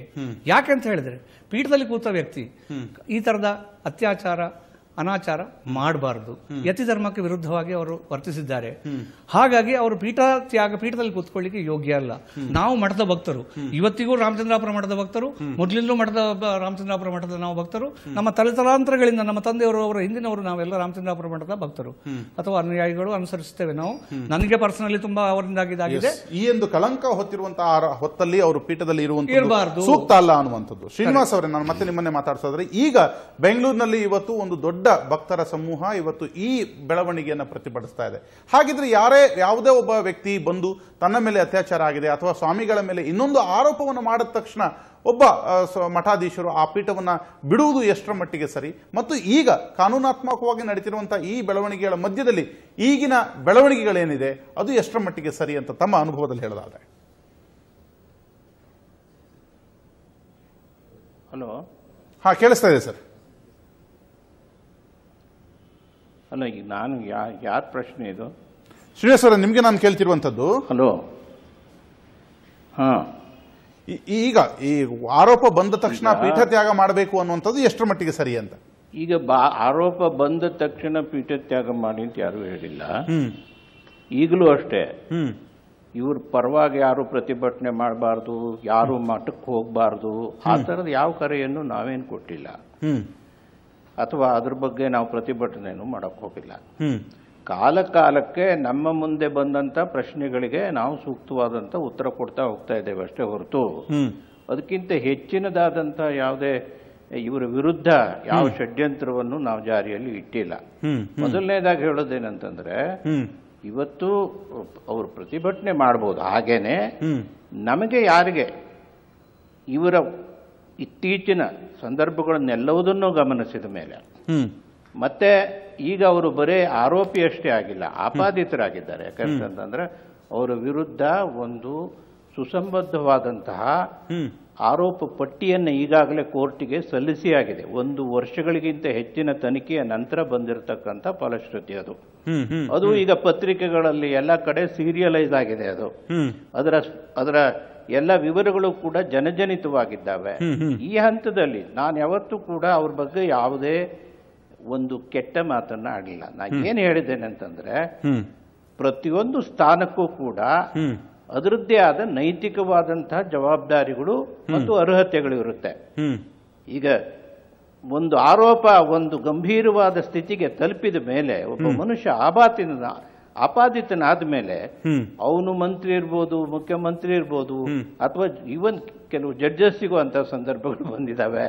ಆದ್ದರಿಂದ ಇವರು ಈ ತರದ ಒಂದು ಕಳಂಕವನ್ನು ಹೊಂದ ಸ್ಥಿತಿಯಲ್ಲಿ ಇವರಿಗೆ ನೈತಿಕವಾಗಿ ಅಲ್ಲಿ ಮುಂದುವರಿಯುವ ಹಕ್ಕಿಲ್ಲ ಅಂತ ನನ್ನ ಅಭಿಪ್ರಾಯ ಇದೆ. ಆ ಅಭಿಪ್ರಾಯ ಹೇಳೋದಕ್ಕೆ ನನಗೂ ಕೂಡ ಇವರಿಗಿದ್ದಂಗೆ ಕಾನ್ಸ್ಟಿಟ್ಯೂಷನಲ್ ಸ್ವಾತಂತ್ರ್ಯ ನನಗೂ ಕೂಡ ಇದೆ. ಆ ಅಭಿಪ್ರಾಯ ಹೇಳೋದೇ ತಪ್ಪು ಅಂತ ಯಾಕೆ ಹೇಳ್ಬೇಕು, ಅದನ್ನು ಷಡ್ಯಂತ್ರ ಅಂತ ಯಾಕೆ ಹೇಳ್ಬೇಕು? ಅನೇಕ ಜನ ಅಭಿಪ್ರಾಯ ಪಡ್ತಾರೆ. ಈ ಅನೇಕ ಜನಕ್ಕೆ ಅಲ್ಲಿದ್ದವರಿಗೂ ಅಭಿಪ್ರಾಯ ಇದೆ. ಈಗಲೂ ಕೂಡ ಅವ್ರ ಮಟ್ಟಕ್ಕೆ ನಡ್ಕೊಳ್ತಾ ಇದ್ದಾರೆ. ಆದ್ರೆ ಇದು ಸರಿಯಲ್ಲ ಅಂತಲೂ ಹೇಳ್ತಾರೆ ಅವರು. ಇಂಥ ದ್ವಂದ್ವ ಸ್ಥಿತಿಯಲ್ಲೂ ಬಹಳ ಜನ ಇದ್ದಾರೆ. ನಾವು ಹೇಳೋದೇನಂತಂದ್ರೆ, ಅವರು ಏನೇ ಕಾರ್ಯಕ್ರಮ ನಡೆಸ್ಕೊಂಡು ಹೋಗ್ತಾ ಇದ್ದಾರಲ್ಲ ಅದಕ್ಕೇನು ನಮ್ಮ ಅಭ್ಯಂತರ ಇಲ್ಲ. ಅಥವಾ ನಮಗೆ ಆ ಆಸ್ತಿ ಪಾಸ್ತಿಯನ್ನ ಕಬಳಿಸಬೇಕಾದಂತ ಸಂದರ್ಭವೂ ಇಲ್ಲ, ಮತ್ತೆ ಯಾರಿಗೂ ಅದು ಕಬಳಿಸೋದಕ್ಕೆ ಅಷ್ಟು ಸುಲಭ ಅಗತ್ಯವಿಲ್ಲ. ಹಾಗಾಗಿ ಈಗ ಆಪಾದಿತರಾಗಿರುವಂತಹ ಈ ಹೊತ್ತಲ್ಲಿ ಪೀಠತ್ಯಾಗ ಸೂಕ್ತ ಅನ್ನುವಂಥದ್ದು ತಮ್ಮ ಅಭಿಪ್ರಾಯ. ಥ್ಯಾಂಕ್ ಯು ಶ್ರೀನಿವಾಸ್ ಅವರೇ, ಸುವರ್ಣ ನ್ಯೂಸ್ ಜೊತೆ ಮಾತನಾಡಿದಕ್ಕೆ. ನೈತಿಕವಾಗಿ ಅವ್ರು ಮುಂದುವರಿಯೋದಾಗ್ಲಿ, ಈ ಮಠದ ಎಲ್ಲ ವ್ಯವಹಾರ ಬದಿಗಿಟ್ಟು ಬರೇ ಕೋರ್ಟ್ ಕೇಸ್ನಲ್ಲೇ ತೊಡ್ಕೊಳ್ಳೋದಾಗ್ಲಿ, ಇವೆಲ್ಲ ಏನಿದೆ ಅಲ್ಲ, ಇದು ಇಡೀ ಸಮಾಜವನ್ನು ಕೂಡ ಬಹಳ ದುಸ್ಥಿತಿಗೆ ಕೇವಲ ಕೋರ್ಟ್ ಕಲಾಪಗಳಿಗೆ ಪೀಠದ ಅವಧಿಗಳು ಮುಕ್ತಾಯ ಆಗಬಾರದು ಅನ್ನುವಂಥದ್ದು ಕಳಕಳಿ ಅನ್ನುವಂಥದ್ದು ತಮ್ಮ ಮಾತು. ಧನ್ಯವಾದಗಳು ಶ್ರೀನಿವಾಸ್ ಅವರೇ ಮಾತನಾಡಿದ್ದಕ್ಕೆ. ಇನ್ನಷ್ಟು ವಿಚಾರಗಳನ್ನು ನಾವು ಈ ವಿಚಾರವಾಗಿ ಚರ್ಚೆ ಮಾಡ್ತೀವಿ. ಸಣ್ಣ ಬ್ರೇಕ್.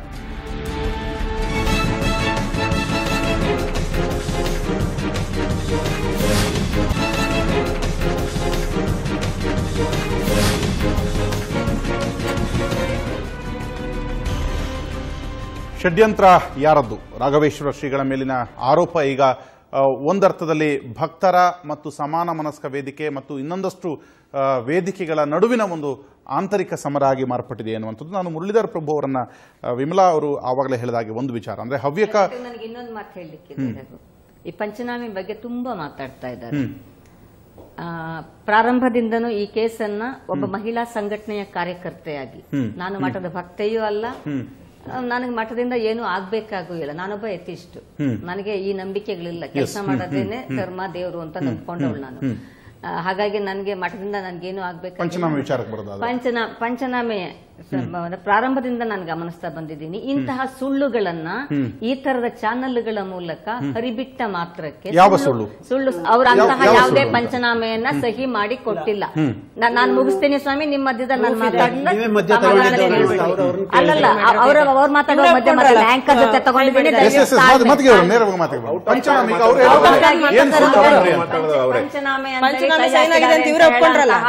ಸುಳ್ಳನ್ನ ಹೇಳ್ಬೇಕಾಗಿಲ್ಲ. ಎರಡನೇದಾಗಿ 35 ವರ್ಷಗಳಿಂದ ಇಂತಹ ಅತ್ಯಾಚಾರ, ಇಂತಹ ಬ್ಲಾಕ್ ಮೇಲ್ ಪ್ರಕರಣಗಳ ಸಂದರ್ಭವನ್ನ ಇಟ್ಟುಕೊಂಡು ಬಹಳ ನಾವು ನೋಡಿದೀವಿ. ಇಂತಹ ಸಂದರ್ಭಗಳೆಲ್ಲ ಅತ್ಯಾಚಾರದ ಆರೋಪಿಯನ್ನ ರಕ್ಷಣೆ ಮಾಡೋದಕ್ಕೆ ಪ್ರಯತ್ನ ಮಾಡುವಂತಹ ಶಕ್ತಿಗಳಿರ್ತಾವಲ್ಲ, ಇವು ಬಳಸುವಂತಹ ಎಲ್ಲ ವಿಧಾನಗಳು ಇವೇನೆ. ಒಂದು ಅಂದ್ರೆ ಇವತ್ತು ಏನ್ ಬೆಳವಣಿಗೆಗಳಾಗ್ತಿದೆ ಅವೆಲ್ಲವೂ ಒಬ್ಬ ಅತ್ಯಾಚಾರಿಯನ್ನ ರಕ್ಷಣೆ ಮಾಡುವಂತ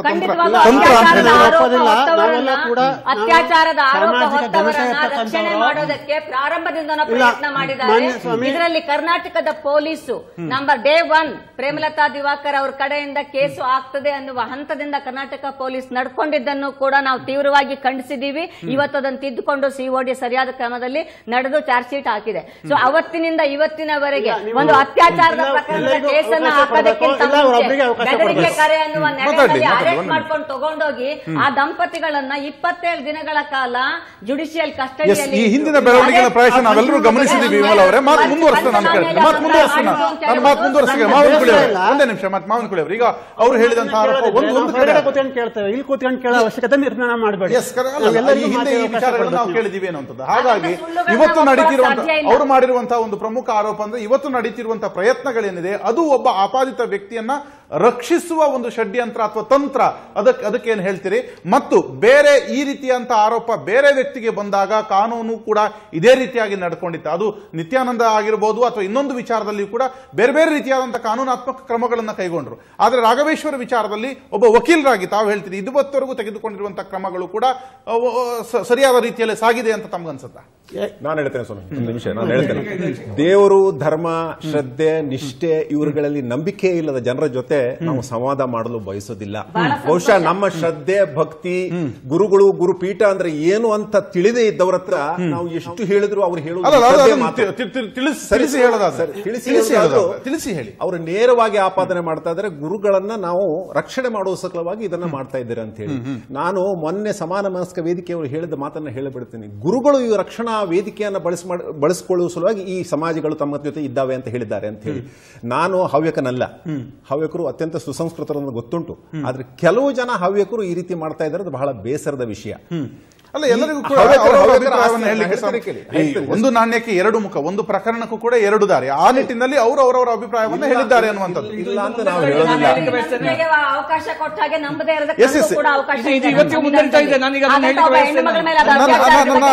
ನಾನು ಮಾವನಕುಳಿ ಅವರನ್ನ ನಾನು ಪ್ರಶ್ನೆ ಕೇಳಿರುವಂತದ್ದು ಈ ಹಿಂದಿನ ಪ್ರಕರಣಗಳನ್ನು ಗಮನಿಸಿದಾಗ ಈ ಪ್ರಕರಣಕ್ಕೂ ಕೂಡ ಅದೇ ರೀತಿಯಾದಂತಹ ಕ್ರಮವನ್ನು ಕೈಗೊಂಡಿದ್ದಾರೆ.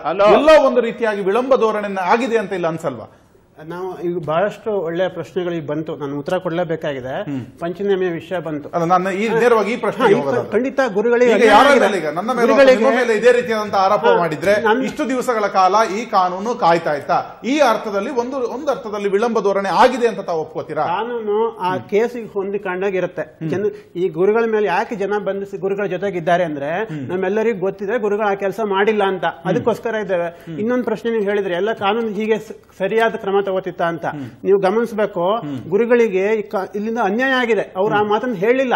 ಯಾವ ಮಹಿಳಾ ಒಬ್ಬ NWC ಚೇರ್ಮನ್, ಅವ್ರು ಸಂವಿಧಾನಿಕ ಹುದ್ದೆಯಲ್ಲಿ ಇರ್ತಕ್ಕಂಥವ್ರು, ಅವರು ಬಂದು ಮೂರ್ ಸಲ ಬರ್ತಾರೆ. ಯಾರು ಆರೋಪ ಮಾಡಿದ್ದಾರೆ ಅವ್ರ ಮನೆಗೆ ಮೂರ್ ಸಲ ಹೋಗ್ತಾರೆ, ಗಂಟೆಗಟ್ಟಲೆ ಮಾತಾಡ್ತಾರೆ. ಒಬ್ಬ CID DIG ಅಫಿಷಿಯಲ್ ಲೆಟರ್ ಬರೀತಾರೆ, ನೀವು ಚಾರ್ಜ್ ಶೀಟ್ ಸಾಕ್ಷಿ ಇದೆಯೋ ಇಲ್ಲೋ ಗೊತ್ತಿಲ್ಲ, ಚಾರ್ಜ್ ಶೀಟ್ ಹಾಕ್ಬೇಕು ಅಂತ. ಇದು ನಾನು ಕೇಳ್ತೀನಿ, ಈಗ ನಮ್ಮ ಊರಲ್ಲಿ ಒಬ್ಬರಿಗೆ ಯಾರಿಗೂ ಅನ್ಯಾಯ ಆಗ್ತಾ ಇದೆ. ನಿನ್ನೆ ATM ಅಲ್ಲಿ ಇದು 1.5 ವರ್ಷ ಆಯ್ತು, ಒಬ್ಬ ಮಹಿಳೆಗೆ ಹೊಡೆತ ಬಿದ್ದು ಮಾರಣಾಂತಿಕ ಹಲ್ಲೆ ಆಯ್ತು. ಎಲ್ಲೋಗಿದ್ದಾರೆ ಮಹಿಳಾ ಸಂಘಟನೆಗಳು? ಎಲ್ಲೋಗಿದೆ NWC? ಬರ್ಲಿ ಅವರು, ಇದಕ್ಕೆ ಯಾಕೆ ಬರಲ್ಲ ಅವರು? ಏನಿದೆ ಹಿಂದೆ? ಒಂದೇದು ಪಂಚನಾಮೆ ವಿಷಯ ಹೇಳಿದ್ರು ಅವರು, ನಾನು ಉತ್ತರ ಕೊಡ್ಬೇಕು ಅದಕ್ಕೆ. ಸುಳ್ಳು ಅಂತಕ್ಕಂಥ ಮಾತು ಬಂತು. ಇವ್ರು ಹೇಗೆ ಅದನ್ನ ಸುಳ್ಳು ಅಂತ ಹೇಳಿದ್ರು ನನಗೆ ಗೊತ್ತಿಲ್ಲ. ಪಂಚನಾಮೆ ಎವಿಡೆನ್ಸ್ ಆಕ್ಟ್ ಬಗ್ಗೆ ಮಾತಾಡಿದ್ರು ಅವರು. ಸರಿ, ಪಂಚನಾಮೆ ಪೊಲೀಸ್ ಸ್ಟೇಷನ್ ಹೇಳಿದ್ರು, ಅಷ್ಟಕ್ಕೆ ಮುಗಿಲಿಲ್ಲ ಅದು. ಅಲ್ಲಿ ಏನಾಗತ್ತೆ, ಪಂಚನಾಮೆಯಲ್ಲಿ ಅವ್ರು ಹೇಳಿದಂತಹ ಸುಳಿವು ನಿಮ್ಗೆ ಸಿಕ್ಕಿದ್ರೆ ಅದಕ್ಕಿರ್ತಕ್ಕಂಥ ಎವಿಡೆನ್ಸ್ ಬೇರೆ ಮಹತ್ವ ಬೇರೆದಕ್ಕಿರೋದಿಲ್ಲ. ಅದು ಹೋಗ್ಬಿಟ್ಟು ನೆಕ್ಸ್ಟ್ ಹೊನ್ನಾವರ ಸೈಬರ್ ಠಾಣೆಗೆ ಹೋಗ್ಬಿಟ್ಟು ಅಲ್ಲಿ ಅವ್ರು ಏನ್ ಹೇಳಿದ್ದಾರೆ, ಅವ್ರು ಏನ್ ದಿವಾಕರ್ ಶಾಸ್ತ್ರಿ ಅವರು ಸ್ಟೇಟ್ಮೆಂಟ್ ಅಲ್ಲಿ ಏನ್ ಕೊಟ್ಟಿದ್ದಾರೆ ಅಂತ ಅಲ್ಲಿ ರಿಕವರ್ ಆಗತ್ತೆ. ಅದ್ ರಿಕವರ್ ಆಗಿದ್ದು ಹೈಕೋರ್ಟ್ ಅಲ್ಲಿ ಚೀಫ್ ಜಸ್ಟಿಸ್ ಮುಂದೆ ಪ್ರೊಡ್ಯೂಸ್ ಆಗತ್ತೆ, ಮಾಧ್ಯಮಗಳಲ್ಲಿ ಬರುತ್ತೆ. ಯಾವುದೇ ಸಂದರ್ಭದಲ್ಲೂ ಕೂಡ ಯಾವ ಅಡ್ವೊಕೇಟ್ ಜನರಲ್ ಪಂಚನಾಮೆ ಖಾಲಿ ಕಾಗದಕ್ಕೆ ಸೈನ್ ಹಾಕೊಂಡಿರುವಂತಹ ಪಂಚನಾಮೆ ಡಿನೈ ಮಾಡಿಲ್ಲ. ಅವ್ರು ಏನ್ ಹೇಳಿದಾರೆ, ಅವರು ಅಡ್ವೊಕೇಟ್ ಜನರಲ್, ಅವ್ರ ವಕೀಲರು, ಇಲ್ಲ ನಾವು ಮಾಡಿದ್ವಿ ಹೌದು ಅಂತ ಹೇಳಿದ್ರು. ಅದಕ್ಕೆ ಅದು ಉತ್ತರನ? ಇಲ್ಲಿ ಈ ಟಿವಿ ಚಾನಲ್ ಅಲ್ಲಿ ಇದು ಸುಳ್ಳ ಸ್ವಾಮಿ, ಅದು ಸುಳ್ಳ? ನಾನು ತೋರಿಸ್ತೇನೆ, ನಂಗೆ ಸಮಯ ಕೊಡಿ. ಹೈಕೋರ್ಟ್ ಏನು ನಾನು ಫಣೀಂದ್ರ ಅವ್ರ ಜಡ್ಜ್ಮೆಂಟ್ ಓದಿದ್ದೇನೆ. ನಾನೊಬ್ಬ ಸಾಫ್ಟ್ವೇರ್ ಇಂಜಿನಿಯರ್, ನನಗೆ ಇದಕ್ಕೆ ಸಂಬಂಧ ಇಲ್ಲ. ನಾನು ಕೂಡ ನಮ್ಮ ತಲಾಂತರದಿಂದ ನಮ್ಮ ಪೀಠಕ್ಕೆ ಮಠಕ್ಕೆ ನಡ್ಕೊಂಡ್ ಬಂದಂತವರು. ಹಾಗಾಗಿ ನಾನು ಕೂಡ ಈಗ ಮಾಡಿರುವಂತಹ ಪಂಚನಾಮೆಗೆ ಸಹಿಯನ್ನ ಮಾಡಿರುವಂತಹ ಹೊತ್ತಲ್ಲಿ ಇದನ್ನು ನನ್ನ ಮನಸ್ಥಿತಿ ಆ ಹೊತ್ತಿನಲ್ಲಿ ಸರಿ ಇಲ್ಲ, ಖಾಲಿ ಸೀಟಿಗೆ ಸರಿ ಮಾಡ್ಕೊಂಡ್ರೆ ಈಗ ಹೇಳೋದ್ರಲ್ಲಿ ಎಷ್ಟರ ಮಟ್ಟಿಗೆ ಅರ್ಥ ಇದೆ ಅನ್ನುವಂಥದ್ದು ಪ್ರಶ್ನೆ ಎದುರುಗಡೆ ಬಂದ್ರೆ ಅದನ್ನ ಹೇಳಲೇಬೇಕಾಗುತ್ತೆ. ನಾನೀಗ ವಿಮಲಕ್ಕ ಹೇಳಿದ ಬಗ್ಗೆ ನಾನು ಇನ್ನೊಂದು ಫರ್ದರ್ ಅದಕ್ಕೆ ಸಪೋರ್ಟ್ ಮಾಡುವ ರಾಜ್ಯದಲ್ಲಿದ್ದೇನೆ. ನಮ್ಮ ಕುಟುಂಬಕ್ಕೆ ಇವತ್ತು ಕೂಡ ಅಂದ್ರೆ ನಾನು ಇಂಡೈರೆಕ್ಟ್ ಹೇಳುದು ಅಂತ ಹೇಳಿದ್ರೆ, ಈ ಗುರುಗಳ ರಕ್ಷಣೆಗೆ ಬೇಕಾಗಿ ಅವರು ವೇದಿಕೆಯನ್ನು ಎಷ್ಟಾಗುತ್ತೋ ಅಷ್ಟು ಸ್ಟ್ರಾಂಗ್ ಮಾಡ್ತಾ ಇದ್ದಾರೆ. ಅವರು ಭದ್ರಕೋಟೆ ಮಾಡ್ಲಿಕ್ಕೆ ಮಾಡ್ತಾ ಇದ್ದಾರೆ. ಕಳೆದ 1 ವರ್ಷ 3 ತಿಂಗಳಿಂದ ಒಂದು ಅಭಿಮಾನ ಗೌರವ ಇಟ್ಟುಕೊಂಡಾಗ ಆತನ ಒಬ್ಬ ಆ ಸಮುದಾಯದ ಒಬ್ಬ ಸಾರಥಿಗೆ ಸಮಸ್ಯೆ ಆದಾಗ ರಕ್ಷಣೆಗೆ ಬರುವುದು ಸಹಜ. ರಕ್ಷಣೆ ಯಾವ ಕಾಸ್ಟ್ ಅಲ್ಲಿ ಅಂತ ಹೇಳುವಂತದ್ದು ಇವತ್ತಿನ ಡೇಟಿ ಕೂಡ ನಮ್ಮ ಮನೆಯವರು ನಮ್ಮ ಪರಿವಾರದ ಮೇಲೆ ದಬ್ಬಾಳಿಕೆ ಅಥವಾ ಇಂಡೈರೆಕ್ಟ್ಲಿ ನಮ್ಮಲ್ಲಿ ನಮ್ಮ ತಮ್ಮ ಶ್ಯಾಮನ ಆತ್ಮಹತ್ಯೆ ಮಾಡ್ಕೊಂಡ ಅವನು ಆತ್ಮಾಹುತಿ ಮಾಡ್ಕೊಂಡ ಅಂತ ಹೇಳ್ತೇವೆ ನಾವು ಈ ಧರ್ಮ ರಕ್ಷಣೆಗೆ ಬೇಕಾಗಿ. ಅವನ ಉತ್ತರ ಕ್ರಿಯೆಗೆ ಅವನ ಅಂತ್ಯಕ್ರಿಯೆಗೆ ಪುರೋಹಿತರು ಬರಲಿಲ್ಲ. ಅವ್ರು ಹೇಳ್ಕೊಂಡು ಬರ್ತಾ ಇದ್ದಾರೆ, ಟಿವಿ ಚಾನಲ್ ಒಂದರಲ್ಲಿ ಹೇಳಿದ್ದಾರೆ ಪುರೋಹಿತರು ಹೊರಟಿದ್ದಾರೆ ಅಂತ ಹೇಳಿ. ಇವತ್ತು ಕೂಡ ನಮ್ಮಲ್ಲಿಗೆ ತಲುಪಿಲ್ಲ. ನಂಬರ್ 1. ನಂಬರ್ 2, ಉತ್ತರ ಕ್ರಿಯೆಗೆ ಪುರೋಹಿತರು ಬರಲಿಲ್ಲ. ಅಂತ್ಯಕ್ರಿಯೆ ಆದ್ಮೇಲೆ ಉತ್ತರ ಕ್ರಿಯೆ ಆಗುತ್ತೆ, ಅದಕ್ಕೆ ಬರಲಿಲ್ಲ. ನಮ್ಮಲ್ಲಿ ಯಾವ ಕಾರಣಕ್ಕೆ ಅಂತ ಹೇಳಿ ಇದು ಯಾಕೆ ಅಂತ ಹೇಳಿದ್ರೆ ನಮ್ಮನ್ನು ಒಟ್ಟು ನಮ್ಮ ಬಾಯಿ ಮುಚ್ಚಿಸಬೇಕು. ನಾವು ಏನು ಇದು ಮಾಡ್ತಾ ಇದ್ದೇವೋ, ಏನು ಪ್ರಯತ್ನ ಮಾಡ್ತಾ ಇದ್ದೇವೋ, ಆ ಸಮುದಾಯದ ಬಹಿಷ್ಕಾರಕ್ಕೊಳಗಾಗಿದೆ ನಿಮ್ಮ ಕುಟುಂಬ. ಬಹಿಷ್ಕಾರ ಎಷ್ಟರ ಮಟ್ಟಿಗೆ ಅಂದ್ರೆ ಇವತ್ತಿನ ಮಟ್ಟಿಗೆ ಕೂಡ ಮೊನ್ನೆ ಆ ಕುಟುಂಬದ ಮೇಲಿನ ಒಂದು ದ್ವೇಷ ಏನಿದೆ, ಈ ಒಂದು ಪ್ರಕರಣವನ್ನ ವಾಪಸ್ ತೆಗೆದುಕೊಳ್ಳಬೇಕು ಅಥವಾ ಅದನ್ನ ಇಲ್ಲಿಗೆ ಕೈ ಬಿಡಬೇಕು ಎನ್ನುವಂತ ಒತ್ತಾಯ ಮಠದಿಂದ ಮಾಡಲಿಕ್ಕೆ ಬೇರೆ ಬೇರೆ ಕಾರಣಗಳು ಅನ್ನುವಂಥದ್ದು. ಆದ್ರೆ ಪಂಚನಾಮೆಯ ವಿಚಾರವಾಗಿ ಏನು ಈಗಾಗಲೇ ಅಲ್ಲಿ ಒಪ್ಪಿಕೊಂಡಿದ್ದಾರೋ ಅದನ್ನ ಎಷ್ಟರ ಮಟ್ಟಿಗೆ ಸಾಧ್ಯವೋ ಅದು ಕೋರ್ಟ್ ಕೂಡ ಹೇಳಿರುವಂತ ವಿಚಾರವನ್ನ ಬಹಿರಂಗಪಡಿಸಿದ್ದಾರೆ. ಆದ್ರೆ ಇನ್ನೊಂದು ವಿಚಾರ ಕೂಡ ಇದೆ. ಈ ಮಠ ಅನ್ನುವುದು ಕೇವಲ ಹವ್ಯಕ ಸಮುದಾಯಕ್ಕೆ ಮಾತ್ರ ಸಂಬಂಧಪಟ್ಟಿದ್ದ, ಬೇರೆ ವಿಚಾರ ಕೂಡ ಸಂಬಂಧಪಟ್ಟಿದ್ದ ಅನ್ನುವಂಥದ್ದು. ಹಾಗಿದ್ರೆ ಇಲ್ಲಿ ನಡೀತಿರುವಂತಹ ಈ ಷಡ್ಯಂತ್ರ ಯಾಕೆ ಅನ್ನೋದ್ರ ಬಗ್ಗೆ ಮುಂದಿನ ಹಂತದಲ್ಲಿ ಚರ್ಚೆ ಮಾಡ್ತೀನಿ. ಸಣ್ಣ ಬ್ರೇಕ್.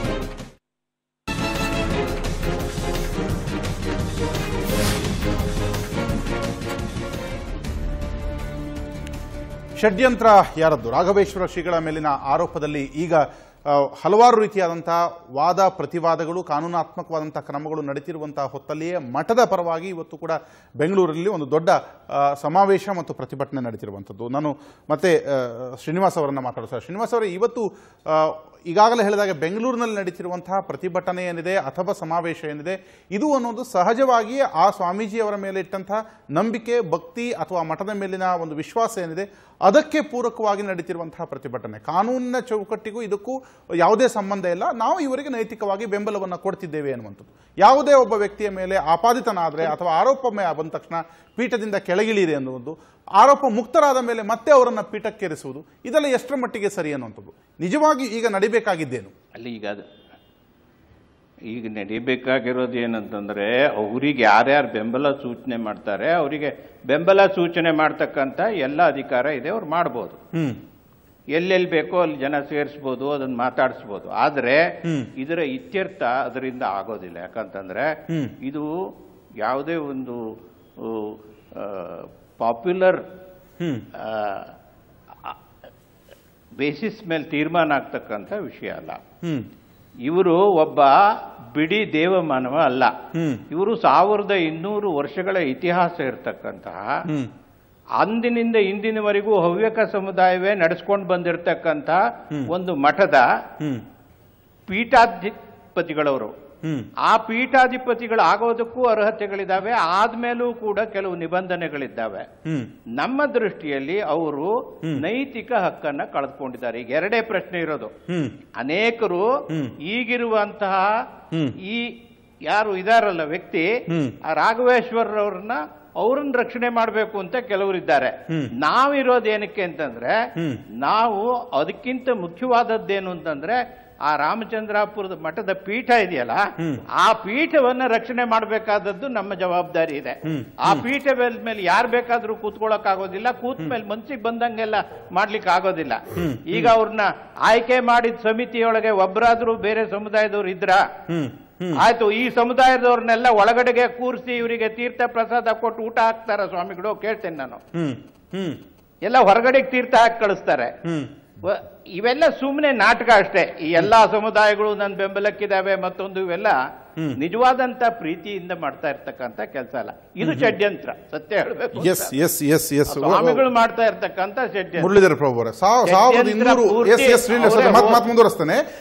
ಮುರಳೀಧರ ಪ್ರಭು ಅವರೇ, ಈಗಾಗಲೇ 1200 ವರ್ಷಗಳ ಇತಿಹಾಸ ಇರುವಂತಹ ಈ ಪೀಠದ ಪೀಠಾರೋಹಿಗೂ ಕೂಡ ಒಂದು ಸಚ್ಚಾರಿತ್ರ್ಯ ಅನ್ನುವಂಥದ್ದು ಇರಬೇಕು. ಈಗ ಕೇವಲ ಆರೋಪ ಅಲ್ಲ, ಆಪಾದಿತರು. ಆ ನಿಟ್ಟಿನಲ್ಲಿ ಅವರು ನೈತಿಕವಾಗಿ ಹಕ್ಕನ್ನು ಕಳೆದುಕೊಂಡಿದ್ದಾರೆ. ಆದ್ರಿಂದ ಇದು ಕೇವಲ ರಾಘವೇಶ್ವರ ಶ್ರೀಗಳ ರಕ್ಷಣೆಯ ವಿಚಾರ ಅಲ್ಲ, ಆ ಮಠದ ರಕ್ಷಣೆಯ ವಿಚಾರ. ಇದು ಆರಂಭದಿಂದಲೂ ಹವ್ಯಕ ಸಂಪ್ರದಾಯದಿಂದಲೇ ಬಂದಂಥದ್ದು. ಆ ಕಾರಣಕ್ಕಾಗಿ ಇವತ್ತು ನೈತಿಕವಾಗಿ ಪೀಠದಿಂದ ಕೆಳಗಿಳಿಬೇಕು ಅನ್ನುವಂಥದ್ದು. ನಾನು ಕಳೆದ 10 ವರ್ಷಗಳಿಂದ ಮಠಕ್ಕೆ ಬರ್ತಾ ಇದ್ದೇನೆ. ಯಾವ ಭೇದ ಭಾವವನ್ನು ನಾನು ಮಠದಲ್ಲಿ ಕಂಡಿಲ್ಲ, ಗುರುಗಳಲ್ಲಿ ಕಂಡಿಲ್ಲ, ಪೀಠದಲ್ಲಿ ಕಂಡಿಲ್ಲ. ಅವರಿಗೆ ಹೇಳಿದ್ರಲ್ಲ, ತೀರ್ಥ ಪ್ರಸಾದ ಊಟ ನಿಮಗೆ ಪಂಕ್ತಿಯಲ್ಲಿ ಹಾಕ್ತಾರಂತ, ಅವ್ರ ಜೊತೆಗೆ ಪಂಕ್ತಿಯಲ್ಲಿ ಕೂತು, ಮಠದವರ ಜೊತೆ ಪಂಕ್ತಿಯಲ್ಲಿ ಕೂತು ನಾನು ಊಟ ಮಾಡಿದ್ದೇನೆ. ಯಾವ ಭೇದ ಭಾವವನ್ನು ಇಲ್ಲಿಯ ತನಕ ಗುರುಗಳು ಮಾಡಿದ್ದು ನಾನು ಕಂಡಿಲ್ಲ, ನನ್ನ ಮುಂದೆ ನಡೆದದ್ದೂ ಇಲ್ಲ. ಹೀಗಾಗಿ ಅವರು ಹೇಳ್ತಾ ಇರೋದು ತುಂಬಾ ಸುಳ್ಳು ಅಂತ ನಾನು ಹೇಳಿದೆ. ಅವರ ಸಮಿತಿಯಲ್ಲಿ ಮಠದ ಸಮಿತಿಯಲ್ಲಿ ಹವ್ಯಕೇತರ ವ್ಯಕ್ತಿಗೆ ಯಾರಿಗಾರು ಅವಕಾಶ ಕೊಡಲಾಗಿದೆಯಾ ಇದುವರೆಗೂ? ಈಗಾಗಲೇ ವಿಮಲಾ ಅವರು ಹೇಳಿದಾಗೆ, ಹಾಗಾದ್ರೆ ಹವ್ಯಕೇತರ ವ್ಯಕ್ತಿ ಯಾರಾದ್ರೂ ಆ ಪೀಠಾರೋಹಿಗಳಾಗ್ಲಿಕ್ಕೆ ಸಾಧ್ಯ ಇದೆಯಾ? ಅವಕಾಶವನ್ನು ನಾವು ಕೇಳ್ತಾ ಇಲ್ಲ, ಅವಕಾಶ ನಮಗೆ ಬೇಕು ಅಂತ ಹೇಳ್ತಾ ಇಲ್ಲ. ನೀವು ಮಠ ನಿಮ್ಮದು, ಆದ್ರೆ ಉಳಿದ ಸಮುದಾಯಗಳು ಅವ್ರ ಗುರುಗಳಿಗೆ ರಕ್ಷಣೆ ನಿಂತಿದ್ದಾರೆ ಅಂತ ಹೇಳ್ತಾ ಇದ್ದೀರಲ್ಲ, ಬಹುಶಃ ಅದಕ್ಕೆ ನಾನು ಹೇಳಿದೆ, ಶ್ರದ್ಧೆ ಭಕ್ತಿ ದೇವರು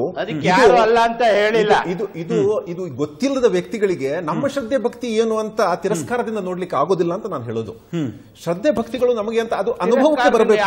ಯಾರಿಗೆ ಯಾವ ವಿಷಯದ ಮೇಲೆ ಶ್ರದ್ಧೆ ಭಕ್ತಿ ದೇವರು ಇದ್ರ ಮೇಲೆ ಶ್ರದ್ಧೆನೇ ಇಲ್ವೋ ಅವರು ನಮ್ಮನ್ನ ವಿರೋಧಿಸಿದ್ರೆ ನಾವೇನು ಮತ್ತೆ ಹೇಳೋದು? ಯಾರೋ ಒಬ್ಬ ಪೀಠಾಧೀಶರು ಎಲ್ಲೋ ಒಬ್ಬ ಅತ್ಯಾಚಾರ ಸಮುದಾಯದಿಂದ ಇಷ್ಟು ವರ್ಷಗಳ ತನಕ ಪರಿಪಾಲನೆಯಾಗಿ ಬಂದಂತಹ ಮಠವನ್ನ ಇವತ್ತು ಸರ್ವ ಸಮುದಾಯಗಳಿಗೆ ಸಂದಾಯವಾಗಿದ್ದು ಅನ್ನುವಂಥದ್ದು ಕೂಡ ಸರಿ. ಹಾಗೆ ಯಾರು ಹೇಳಲಿಲ್ಲ.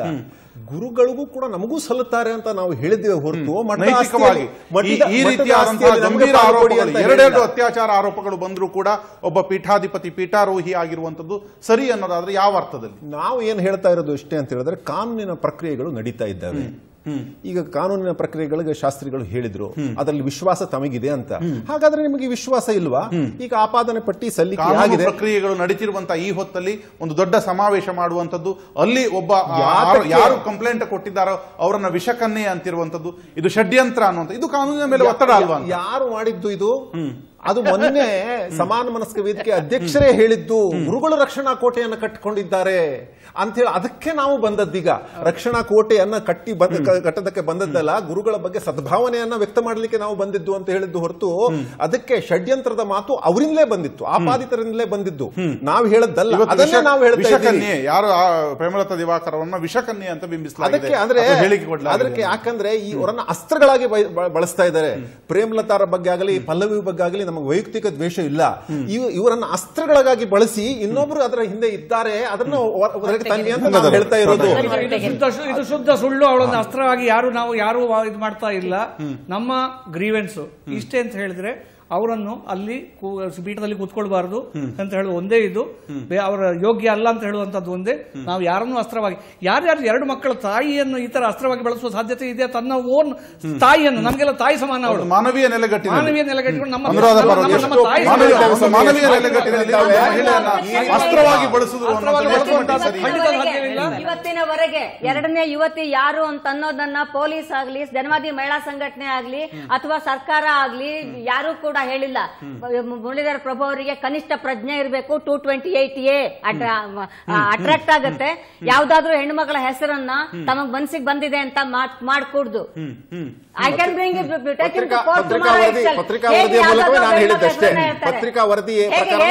ಹೆಣ್ಮಕ್ಳ ಹೆಸರನ್ನ ಹೇಳ್ತಾರೆ ಅವರು. ವರ್ಮಾ ಕಮಿಷನ್ ರೆಕಮೆಂಡೇಶನ್ಸ್ ಗೊತ್ತಿಲ್ವಾ? ರೇಪ್ ಲಾ ಅಮೆಂಡ್ಮೆಂಟ್ ಆಗಿರೋದು ಗೊತ್ತಿಲ್ವಾ? ಪ್ರೇಮಲತಾ ಅವರಾಗಿನೇ ಬಂದ್ರು.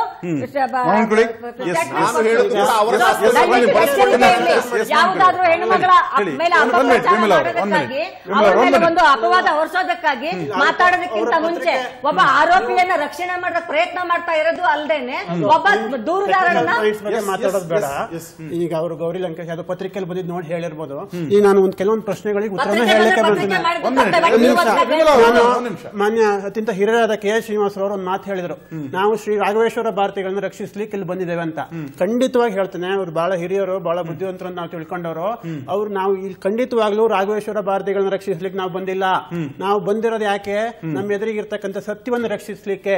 ಆ ಸತ್ಯದ ಹಿಂದೆ ನನಗದೇ ಆಶ್ಚರ್ಯ. ಇಲ್ಲ, ನಾವು ಹೇಳ್ತೇವೆ ಆ ಪ್ರಶ್ನೆ ನೀವು ಅವ್ರಿಗೆ ಕೇಳಬೇಕು. ಅವರೆಲ್ಲರೂ ನಂಗೆ ಅದೇ ಆಶ್ಚರ್ಯ ಆಗ್ತಾ ಇದೆ. ಮೊದಲಿಗೆ ಪ್ರಾರಂಭ ಮಾಡಿದ್ ಹೇಗೆ? ಪೀಠ ತ್ಯಾಗ ಮಾಡಬೇಕು. ನಾವೆಲ್ಲ ಸುಮ್ಮನೆ ಕೂತಿದ್ದು, ಯಾರ್ಯಾರು ಮಠದ ಮೇಲೆ ಅಭಿಮಾನ ಇದ್ರು ಅವರೆಲ್ಲ ಸುಮ್ಮನೆ ಕೂತಿದ್ರು. ಆಗ ಯಾರು ಪ್ರಾರಂಭ ಮಾಡಿದ್ದು? ನಾವು ದೂರ ಕೊಟ್ಟಿದ್ದೇವೆ, ಇನ್ನು ತನಿಖೆ ಆಗ್ತಿದೆ, ಈಗಲೇ ಪೀಠ ತ್ಯಾಗ ತ್ಯಾಗ ಮಾಡಬೇಕು, ಪೀಠ ತ್ಯಾಗ ಮಾಡಬೇಕು. ಅದೇನು BMTC ಬಸ್ಸು ಮತ್ತೊಂದು ಈಗ ಅವ್ರಿಗೆ ಬೇಕಾದಂಗೆ ಮಾಡ್ಕೊಂಡು ಇಳಿಸೋದು. ನೈತಿಕತೆಯ ವಿಚಾರದಲ್ಲಿ ಯಾವುದೇ ಪೀಠಾರೋಹಿಗೆ ಎರಡೆರಡು ಅತ್ಯಾಚಾರ ಆರೋಪಗಳು ಬಂದಾಗಲೂ ಕೂಡ ಅವರು ಹೇಳುವಂತದ್ದು ಒಂದು ರೀತಿಯಾಗಿ ಇಡೀ ಸಮುದಾಯಕ್ಕೆ ಅಥವಾ ಮಠಕ್ಕೆ ಒಂದು ಮುಜುಗರದ ಸಂಗತಿ. ಹೇಳ್ತೇನೆ, ಯಾವ ನೈತಿಕತೆ ಮಿಸ್ಪ್ಲೇಸ್ಮೆಂಟ್ ಅನ್ನ ಕೆ. ಶ್ರೀನಿವಾಸ್ ಅವರು ಕಂಡಿದ್ದಾರೆ. ಆರೋಪ ಯಾರು ಬೇಕಾದ್ರೂ ಮಾಡಬಹುದು, ಸುಲಭ ಅದು ಇವತ್ತಿನ ಕಾಲದಲ್ಲಿ ಹಾಗಾಗಿದೆ. ಇವತ್ತಿಗೂ ನಾನು ಹೇಳ್ತೇನೆ, ಇವತ್ತು ಬಹುಶಃ ಅವ್ರ ಮಠಕ್ಕೆ ಬರದೆ ಬಹಳ ದಿವಸ ಆಯ್ತು. ನೀವು ಆಗ್ಲೇ ಕೋರ್ಟ್ ಕಚೇರಿ ಅಂತ ಹೇಳಿದ್ರು. ಇವತ್ತು 2ನೇ ದೂರ ಬಂದ ದಿವಸ ನಾನು ಮಠದಲ್ಲೇ ಇದ್ದೆ. ಅವತ್ತು ಸಾಯಂಕಾಲ 6:30 ಪೂಜೆ ಮಾಡಿದ್ದಾರೆ. ಬೆಳಗ್ಗೆ 9 ಗಂಟೆಗೆ ಅವರ ಅನುಷ್ಠಾನಾದಿಗಳು ಏನಿದೆ, ಒಬ್ಬ ಮಠದ ಯತಿಗಳಾಗಿ ಪೀಠಾಧಿಪತಿಗಳಾಗಿ ಏನು ಅವರ ಧಾರ್ಮಿಕ ಕಾರ್ಯಗಳನ್ನು ಮಾಡಬೇಕು, ಇವತ್ತಿಗೂ ಕೂಡ ಯಾವುದಕ್ಕೂ ಚ್ಯುತಿ ಬಾರದಂತೆ ಅವ್ರು ಮಾಡ್ತಾ ಇದ್ದಾರೆ. ಇದರಲ್ಲಿ ನೈತಿಕತೆ ಏನ್ ಬಂತು? ಆರೋಪ ಈಗ ಒಬ್ರು ಅವರು ಕೂಡ ದೊಡ್ಡ ವಕೀಲರವರು ಕೆ. ಶ್ರೀನಿವಾಸರವರು, ಅವರು ಇವತ್ತು ಮುಖ್ಯಮಂತ್ರಿ ಕಂಟೆಂಡರ್ ಆಗಿರಬೇಕಾಗಿತ್ತು. ನಮ್ಮೆಲ್ಲರ ದುರಾದೃಷ್ಟ ಅವರು 15-20 ಜನರ ಸಮಾನ ಮನಸ್ಕರ ಅಧ್ಯಕ್ಷ ಆಗ್ಬಿಟ್ಟಿದ್ದಾರೆ. ಈಗ ಅವ್ರಿಗೆ ಗೊತ್ತಿದೆ ಈಗ ಈ ಒಂದು ಸಾಮಾನ್ಯ ಮನುಷ್ಯನಾಗಿ ತಾರ್ಕಿಕ ಅಂತ್ಯ ಏನು ಅಂತ ನೀವು ಹೇಳ್ತೀರಿ? ನಾನು ಫೈನಲ್ ಆಗಿ ಕೇಳೋದು ತಾರ್ಕಿಕ ಅಂತ್ಯ ಸತ್ಯ ಹೊರಗಡೆ